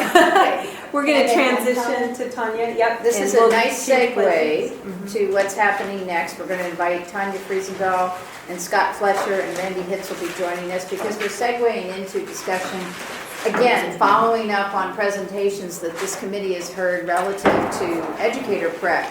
And I just wanted to alert you to the amendments that are in House Bill 3375 from Lou Frederick. Representative Frederick was the person who sponsored Senate Bill 755 with the educator, actually they called it the Minority Teacher Report. And there's language in there that is now engaging across the full continuum. So we added in an amendment to put in pre-K. So I'm going to formally say to you and to Megan that we will look to you to work together to identify a representative who could join the educator equity group that meets once a month, so that we truly are thinking the entire system. We knew that the last legislation was omitting that. That's great, and there's so much work to do around supports Yes. for child care providers specifically, so we'll look forward to that. Thank you, all three of you. Wonderful. All right. Tanya and Scott. Scott, you can come on up. Yeah, come on up. Yeah. This is a follow-up on early work that this group heard over a year ago around not only the audit from Secretary of State Brown at the time around educator preparation, but also you've been kept abreast of the importance of the work around supporting our educators. And so I've been in an opportunity with several times recently with Tanya to look more closely at the recommendations coming out of the work from mentoring. So she has some information to share with you and a video. Yes, and I'm going to speak briefly because my video is about 11 minutes, so I know we're in a tight time frame. So as Hilda said, I'm Tanya Friesendahl from the Department of Education, and I focus on the mentoring program across the state along with educator effectiveness and Title IIA and a few other things. But I'm really excited today. I mean, everything I've heard talked about today is just so exciting because it ties to mentoring in every possible way. And we're excited about bringing on kindergarten teachers across the state as we implement full-day kindergarten. So I would love to talk with you about professional development around for mentoring to support beginning kindergarten teachers as they enter the profession. And I mean, the absenteeism, the more that they connect. So it all connects, and I'm very excited to hear all of the wonderful things that are going on. So just broad strokes, these are the 3 main mentoring program goals that we focus on, and we are gathering data, continuously gathering additional data points to be able to paint a picture to the legislature and stakeholders around the impact that the mentoring is having. And as it is defined in Oregon, mentoring is supporting first and second year beginning teachers, superintendents, and principals. So we're focused on increasing student learning and growth, improving instructional practices, and then also increasing the retention of those beginning teachers and administrators. And a lot of times you'll also see a 4th goal that is coming out is it also is increasing leadership skills So teachers in their first few years that have been mentored are looking more like 5th and 6th and 7th year teachers because of the supports that they're receiving. It's just kind of hard to gather data around that aspect. It was established in 2007, and actually, if you want to go back historically, it was in 1987 that the first mentoring legislation was passed. It lay dormant, I don't know why, for a few years, and then in 2007, with House Bill 2574, funding was established, and the first grants went out in 2008. And then it was expanded in this last biennium in the 2013 legislative session. And it is, all based on supporting activities related to an evidence-based mentorship program. And there are packets that I provided. We are developing, yours isn't color, I'm apologizing for that, not yet. But these are fast facts that we're developing with the Teaching Research Institute that is illustrating the impact based on our goals for mentoring. And so you have a copy of that. I also provided you with a copy of just the background information on mentoring, and it has a table on page 7 that illustrates how many consortia and districts and beginning teachers that we're serving since 2008-09 school year, and that's on page 7. And then the reason I am going through the packet right now is the last bullet, the third bullet there, talks about evidence-based mentorship program. So I brought together a stakeholder work group, and we came up with mentoring program standards that were adopted by the State Board of Education in August of 2014. So that when we talk about an evidence mentorship program, we all are speaking the same language and have the same base level understanding of what that would look like.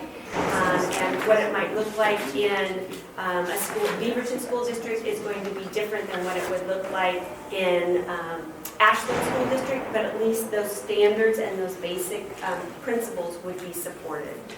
So we're going to go to the YouTube video. We have 2 videos actually, and I'm going to show you the latest version. And this is our longer version. So we have the elevator speech, which is about 3 minutes, and it's available. And we have this new longer version. And this is an overview of our mentoring program.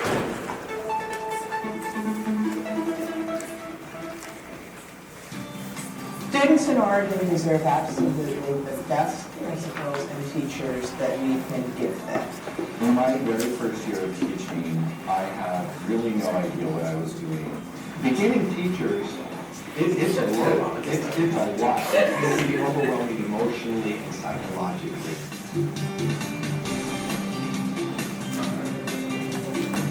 I'm confident that if I didn't have her, I would be leaving.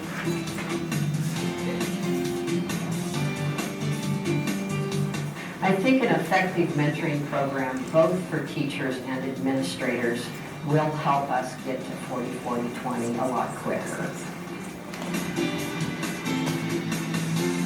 Through mentoring, you're getting a more quality administrator faster.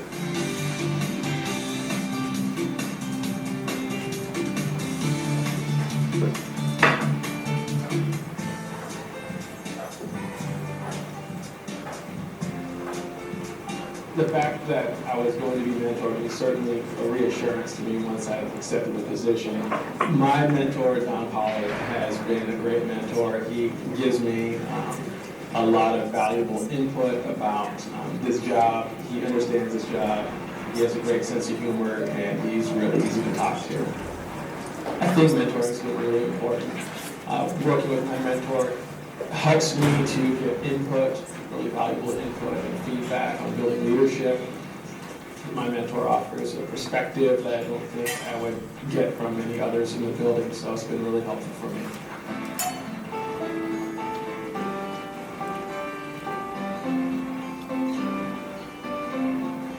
Beginning teachers, it's a load. It's a lot. And especially now with higher class numbers, it can be overwhelming. In my very first year of teaching, I had really no idea what I was doing. My teachers, after finishing 2 years with me, there are points in the career that I was at in 10 years after teaching. For me, mentoring is critical in this profession. Education can be a little bit lonely. And being mentored as a principal has been valuable in much the same way that being mentored as a teacher was. Through mentoring, you're getting a more quality administrator faster. You know, for me, it's kind of an interesting situation because since I've had mentoring both as a teacher and as an administrator, I haven't experienced any of the problems that this program is meant to remedy. The mentor program probably accelerated my teaching abilities a lot. I don't think that, as I said before, that I would have been nearly as open or even had come up with the ideas that we did while meeting with my mentor to try in class. And I think that those things really benefited the students. I can tell you that from our experience, those teachers that have had mentors, those principals that have had mentors, they don't look like early career teachers and administrators. You know, you go into their classrooms in particular, and classroom management is stronger. Is a direct correlation between that and student achievement or improved behavior. It's definitely one of the key factors. When your nose is to the grindstone, you don't have time to look up. I'm confident that if I didn't have Ruth, I would be leaving, at least leaving the district, if not leaving the profession. I came with the creative fire, but without, fire gets fed by lots of, by oxygen and fuel, and so I had the fuel and she was my oxygen. So she was able to just keep the fire going by providing me these other resources or places that I could go to ask for the resources.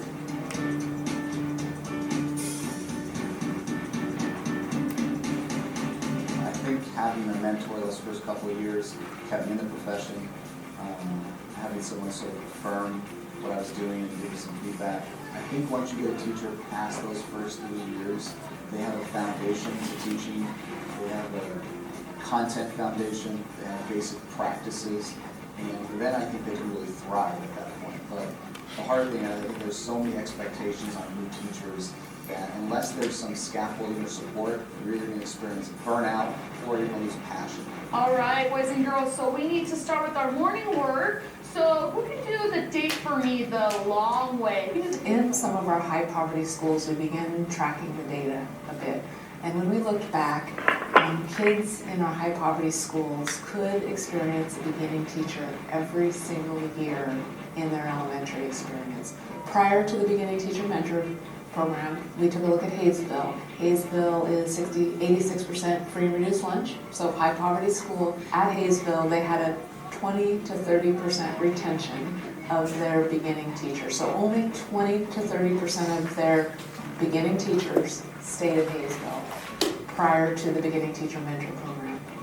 Now, we look back at our data and we see that we have about a 95 to 97% retention rate of our beginning teachers at Hayesville and across all of our high poverty schools. That's the factor.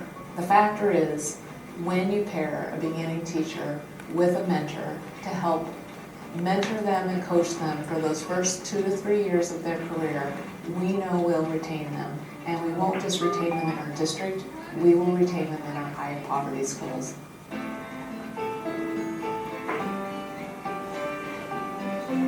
I think an effective mentoring program, both for teachers and administrators, will help us get to 40-40-20 a lot quicker.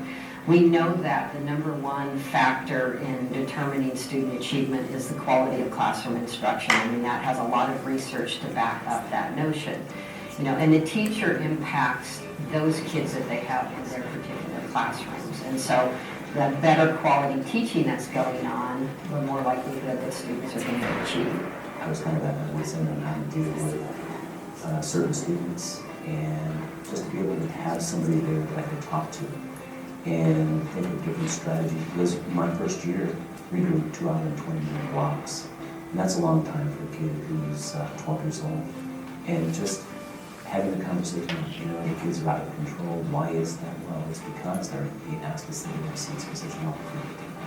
And to be able to bounce a simple question like that off of somebody and to get some guidance so that not only did it benefit me in my classroom management, it benefited the students.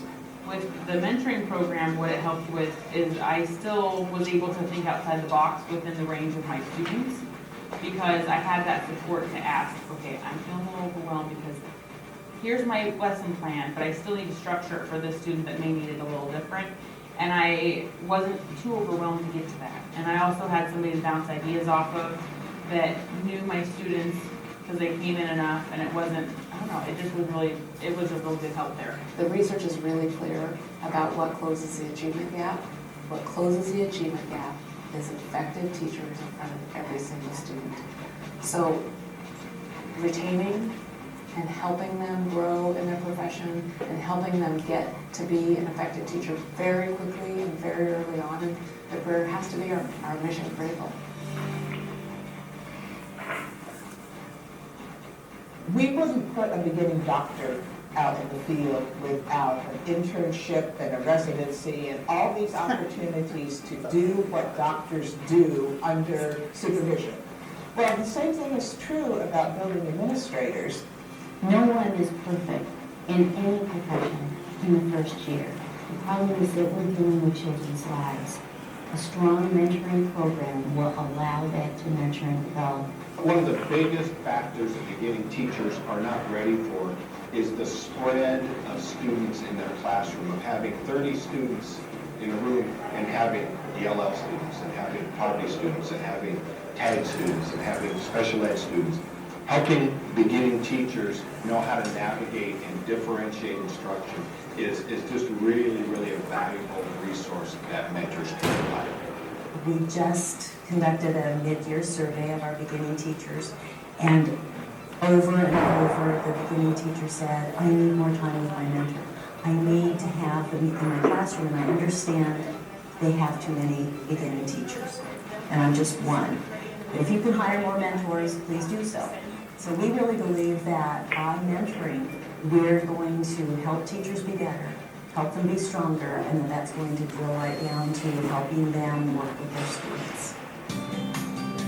Our three main goal is really increasing retention for educators in Oregon, also working on improving their teaching practices and improve leadership skills and how that improves the student achievement of the student that they interact with and touch on a daily basis. The Oregon Mentoring Program is very important to 40-40-20 strategic initiatives because we invest a lot of money in beginning educators, and if we keep up with this 50% of educators that leave the teaching profession within their first 5 years, that has a huge impact.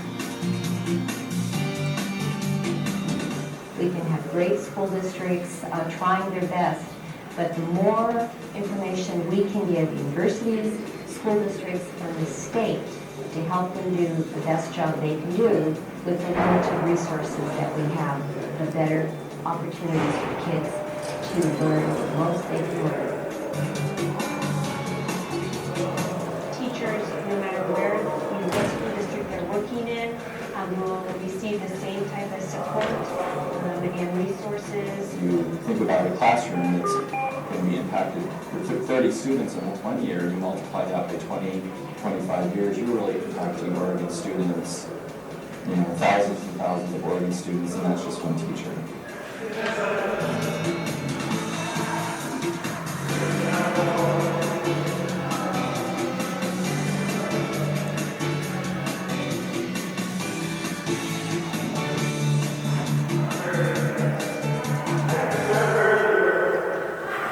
Great, nice, and I have to say I was one of the ones that benefited as a new superintendent from the mentoring. In fact, the person who mentored me now is working on her own as a coach, and I actually pay her to coach me because I don't think I would have stayed a superintendent if I didn't have someone help me navigate those waters. So I think it's a great project. Couple of questions. Are there some barriers that you've identified that we ought to know about? Well, definitely the suggestion that Mark had around the funding, continuing, level funding continuing across the bienniums, that is one of the barriers or challenges that we hit up against every biennium. Because, as we saw in the video, a lot of times the mentors are your veteran teachers, your experienced teachers, and they're in classrooms. So if they're not, if they don't know about their funding, or if they had a successful grant application until September, or, end of August, 1st of September, middle of September, those are teachers in the classroom already. So to be taking out experienced teachers so that they can then be mentors within a district is very difficult on everyone involved. And so, and every year, I'm constantly getting questions right now, when is the grant application going to be available, and those types of things. And so that is definitely, it takes a while to get a program up and running. And some of our programs have been going pretty consistently since 2008. They've had successful grant applications over and over again, which is where we're also getting our student achievement data. But districts and consortiums that are getting their grant funded for the first time, it takes them a good year to really get their feet underneath them and understand all of the components. Along with the training for mentors, we hear over and over again, it would be great to have our mentors trained in August so that they're ready with all their skills to support those beginning teachers. And again, the funding hinders us in that first year. So that connects to our first conversation about we need to put together some language to take to OEIB about how we can overcome that every 2 years sort of feeling like we restart. One other question, do you have data on retention data? We do have, yes, we do have retention data. We're working on a fast facts around retention. Okay. One of the barriers around that is we do not have state level retention data. Districts aren't required to submit any type of retention data for their teachers. And so it is using their unique staff identifiers. It does take an extensive amount of research time to gather the data. As you probably, with kindergarten assessment, going through the data, it takes an extended period of time. But is there a recommendation you could bring us that we could take forward on being able to collect that data or get that data from districts? Because I was just thinking, I wrote it down as a question to go ask in my own district. We ought to know that information anyway. Right. And there are some districts that are doing also very extensive exit interviews so that they can also mine that the reasons why teachers are leaving. We've talked about that same thing, and so again, just like sharing information across the hubs, it would be great to know, could we pull that information and have a recommendation to districts that if they're participating, maybe, I don't know what all the barriers might be to that, but I would invite you to I'd love it if you could come back maybe in the summer sometime and share what data you might have and how we could overcome that barrier so we could get to work on that one. Yeah, and we do have a lot of data right now. I just kind of thought that maybe keeping it short would be the best. So I would be happy to come back with my two, Christina Regal and Mary Ellen from Teaching Research Institute, and share a whole bunch of data, whatever you would like. Okay. Because we do have quite a bit. Great. Okay. Just to close out this, Tanya is also very aware that right now with the funding that was granted for the 13-15, we met about 40% of the new teacher administrator needs. Right now, I think the budget has a recommended $11 million in it. That could change. Even that, given the upturn in the job market, we do not know exactly how that's going to eliminate the need for RFPs, which is a competitive process, and then gets districts, they have to do the RFP. There are recommendations, however, to tie this work and mentoring through the rules that govern how the funding goes out to two things. One is to prioritize schools that are high poverty, serving a lot of kids from poverty backgrounds. It's hard to say you're going to target teachers of color that may be newly hired because you don't know who they are yet when the funding goes out the door necessarily. And then secondly, to tie in some plans and at least updates from the districts on what they're doing to re-examine their processes for interviewing, recruiting, and hiring and retaining newly hired teachers of color. So Tanya and I have been working on that. There's also some discussions around whether or not the a 90-hour requirement is too restrictive, whether or not it could be a range of 75 to 90. We seem to have some coherence around the field, around that range there. And we do know from the data that we have that for the last 3 years, on the average, it's been 112 hours per beginning teacher that they've been receiving support from our mentor logs that we have. This would talk about the funding mechanism, how much they get funded of that 100. Yes, Yeah. yes. Yeah. So you probably have to ask So- if the group is willing to stay longer, because we've passed Do we our have time. public comment? We have no public comment, but we have one remaining agenda item that Scott drove in from Lewis and Clark. Sorry. I driving, the radio was fine. I'm sorry, Scott, I didn't realize there was one more. So, checking with the group, at least our committee, are you able to stay, David? Sure. Mark, are you still on the line? I am still here. Oh, yay, good, all right. Scott, go ahead. Okay, so I'll move quickly for all our sakes. My name is Scott Fletcher. I'm Dean of the Graduate School at Lewis and Clark College. And Alicia? I am the contracted consultant with Oregon Association of Colleges for Teacher Education, and I work with Scott and the advisory team to develop the alumni and employers survey. And I actually think Tanya's presentation was wonderful because one of the chief things for teachers is we need more mentoring. So, just to validate. And we've been talking to see if we can look at combining our surveys or somehow support each other in reaching more beginning teachers. Right, this whole conversation. So do you want to talk about the survey? I want to talk about something else, but you may talk about what you were going to say. No, go right ahead. All right, well, let me, this is what I want to start with this in background here.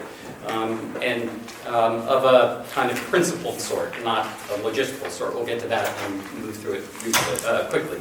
The background of this whole study that I think bears careful attention is this is a voluntary pair of surveys conducted by and at the expense of a professional organization. So this is the OECTE, state affiliate of the National Teacher Education Professional Group. And the reason I say it that way is because the purpose of this work is program development. In the age of accountability in which we live, it's very important for me to say to you, these are professionals in the field working on improving their programs. It's not a competition, it's not a rating, it's not a ranking. It is entirely self-motivated by the purpose, for the purpose of professional development, and that's key. You'll also see that we have alumni, you have seen, and employer survey. The other principal, I think, component of this that's worth saying very clearly out loud is we are working with our colleagues in the schools, that is the principals, the superintendents, the teachers involved in mentoring who work with our candidates. So this is all about professional growth. It's all about bridge building across these different segments of a teacher's career, and it falls outside of what I think we experience more often as the sort of accountability regime. So that's where I'm going to start with why we did what we did and why we're going to keep doing it if we can. All right, some quick logistics.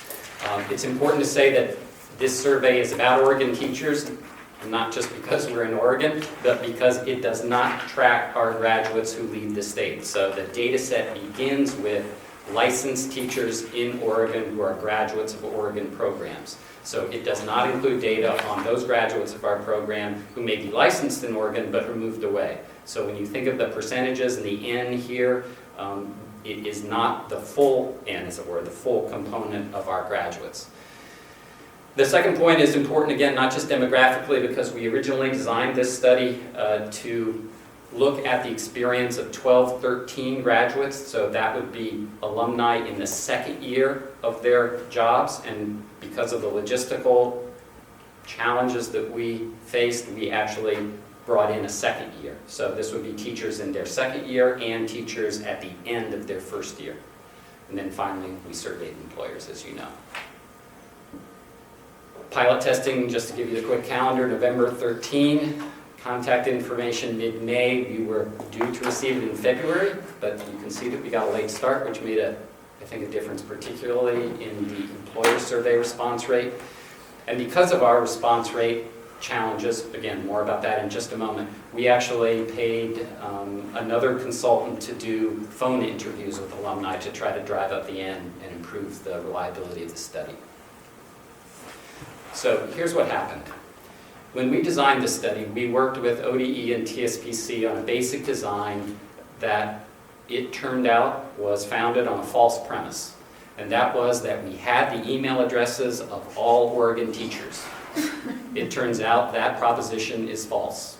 Nobody has all of the email addresses for Oregon teachers, at least no one we could find after asking and asking. So what we did is we found easily enough the 1,339 teachers licensed over the 2 years in the study who graduated from our institutions. We could find email addresses of any kind on them, and generally speaking, this would be TSPC email addresses that would be given at the time a student, and I mean student, not alumni, applied for their initial license, which means we probably had, well, we knew we had in most cases, their undergraduate institution email. In some cases, they had called to conduct some other kind of business, and we got an update. Of course, not all of those were even operative, so we're down to 548 as really out of the 1,339 as the number of alumni we could possibly communicate with by email. And of those 548, 220 responded. That includes the phone surveys? That includes the phone right, surveys. so that includes those, and so that's maybe a little less than half? Right, yeah. Of those. So probably from those emails, that 548, maybe 110, 120. So of that 1,339, and that's just, it's simply untenable. So in the end, the response rate is sufficient for our purposes, but we would never do it this way again. And Alicia and I have talked a lot, and others, Tanya included, have helped us strategize about how to change this, how to do it better. It's actually higher than most of the universities got when they did their own follow-up surveys. Right, that we are notoriously bad at in the first place, right? Just because people go away and we can't find out how to get in touch with them. So the administrator response rate, you can see we had better contact information, 501 out of our initial N of 689. Only 58 respondents in the end, and that I think is a timing issue. Went out in May, again, should have gone out in February had we been able to implement the study according to our original design. And when we saw the results on the alumni logistics, we sort of triaged that situation and put all of our effort into increasing the alumni in. We essentially left the administrative response where we got it from email because we couldn't do both, and we thought initially the alumni responses were going to be more instructive. And this was also right on the heels of the TEL survey. Right. So this timing was really less than optimal. Mm-hmm. So, although all of that, sounds like a problem, and believe me it was, and Alicia is nothing if not incredibly persistent and resourceful, and she will always have my and our thanks as an organization for that. It all turned out okay, but we learned a lot about conducting a survey. We learned a lot about what data is actually not available in our current state system, data system. All right, so I'm going to go through some of the data very quickly. This data is rooted in the 10 INTAS standards, and there's a ton of detail there. So the initial design of this survey took an advisory body, which included myself, 2 private deans, 2 public deans, and Alicia, to actually create a doable size survey that alumni and employers could respond to. So a lot of work went into kind of bringing together the precise questions that we ask and the elements of instruction that they represent. So when I go through this data, and I'll go through it more quickly than I would if we were actually trying to understand it, I'm going to suggest that you look for 2 things. Number 1, we can use informally this point, this 3rd level, as a kind of threshold. I see things moved on the page, so you cannot read that very well. Well, yeah, so my PowerPoint doesn't look quite like that. You know what? I would be happy to send a PDF file later. And it's today also after in the meeting. full reports, Okay, great. which everybody has. All right. So as long as, yeah, all right, well, you can get the gist of it. So we want to look for 2 things. I mean, in a quick meeting like this. We want to look at some kind of threshold. So let's take that 3 points. So this is very satisfied, somewhat satisfied, somewhat dissatisfied, some very dissatisfied.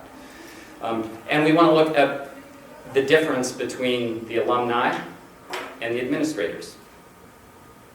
So, take the first point, incorporate language development strategies for English language learners. We see the administrators actually give quite high evaluations to their new teachers. The new teachers don't feel satisfied in their own preparation. They want to do more. Classroom discipline, I can guarantee you this will look like this forever. It is the source of greatest insecurity in first-year teachers. Administrators don't think they're doing too bad. Right? Setting up a classroom to meet the needs, diverse needs of students, one of the highest. Providing equitable opportunities to learn, one of the highest. Design and implement developmentally challenging curriculum, one of the highest rankings, and you'll see great agreement here. So what we see is good performance by alumni by their self-reporting, and excellent performance when rated by, generally these are principals. So as I said, I'm going to keep going through these. Looking at content from multiple perspectives, practicing the language of the discipline, by which they mean content. Experiences help students master the material, promote critical thinking and creativity, problem solving with relevant information. All good self-reporting and performance, and all good reports by principals. Interesting here, probably the biggest disparity in the entire study, I think that's correct, Alicia. So when we look at using technology, students, alumni, report doing pretty well, where their administrators are really impressed. Could be generational, could be anything. But that is the biggest difference in a kind of interesting area.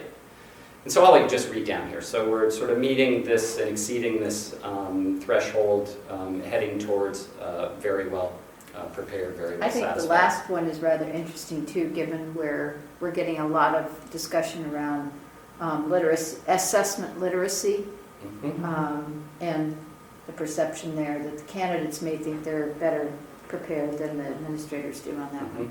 It's also one of the few where the teachers themselves thought they were better prepared. How does, if I might share, just how does this align? I mean, some of those things sort of, there's some dissonance in me based on some research from observation of instructional practices in the classroom versus what people are self-reporting on in terms of problem solving and creativity particularly. We know that actually that would be about a 1.5 or 2 from what research would show us. So was there any sort of cross connection between the survey results and what we know to validate the self-reporting pieces of this? There's going to be an implementation report, and part of that's going to involve scale development and going back to those measures and looking at, are we learning from these measures what we really need to learn? Are they worded in the right way? Because, as he said, it may or may not align with other research. So is what you're asking kind of that compared to what? Kind of. So our early career teachers related that between observable behaviors and what people are reporting. So let me just interject here that self-report. right now Yeah. the survey is not tied to that. However, I will tell you that districts like Salem-Kaiser have gone much deeper into their analysis of all of their newly employed educators. They know exactly how, first of all, the performance on the teacher evaluation systems are panning out, how that compares to these data, how it compared to the mentor data, and they give that to their partnering institutions. Privately, separately, it's confidential, but it's designed to do exactly what you're talking about. This is a perception survey. The other is when somebody goes in and evaluates you and sees across all of the domains where you perform. Well, we have to presume that principals are making these judgments. So, I mean, the answer to your question as far as this data goes, but if you question it, then you question it. I mean, it's not going to help you to see it. So the internal sort of methodological comparison, I mean, as you can see, is these are the people responsible for evaluating teacher performance. And we don't know beyond that. So you have no access to rubrics for evaluation, for instance.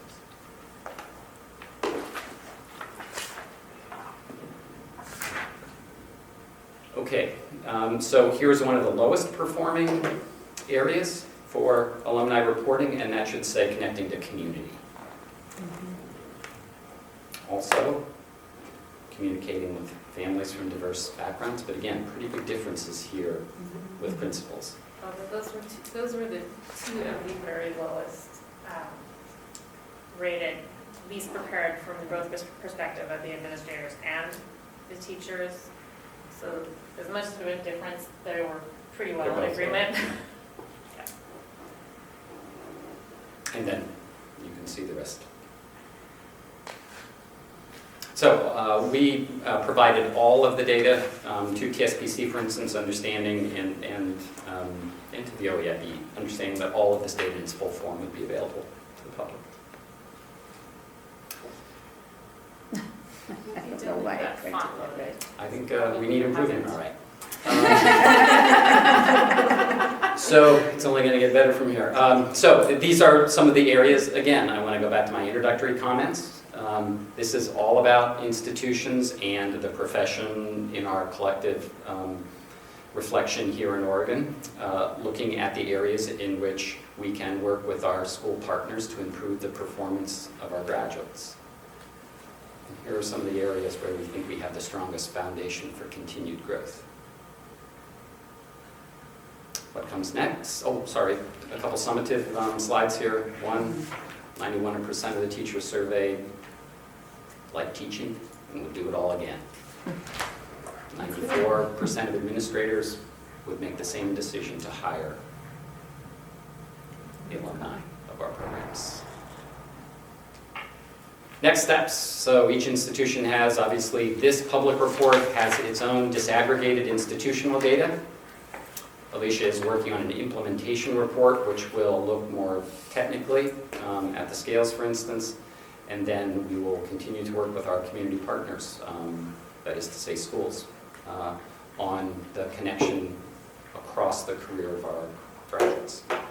Thanks. Thank you. Any questions from committee members? I would just make one comment that this has been a long process of getting to this point. Institutions were trying to do this work independently, many of them without the resources to carry this out. It's a lot of work to follow through. And I think where we do have to find some ease of collaboration is around getting accurate emails to folks and finding a way.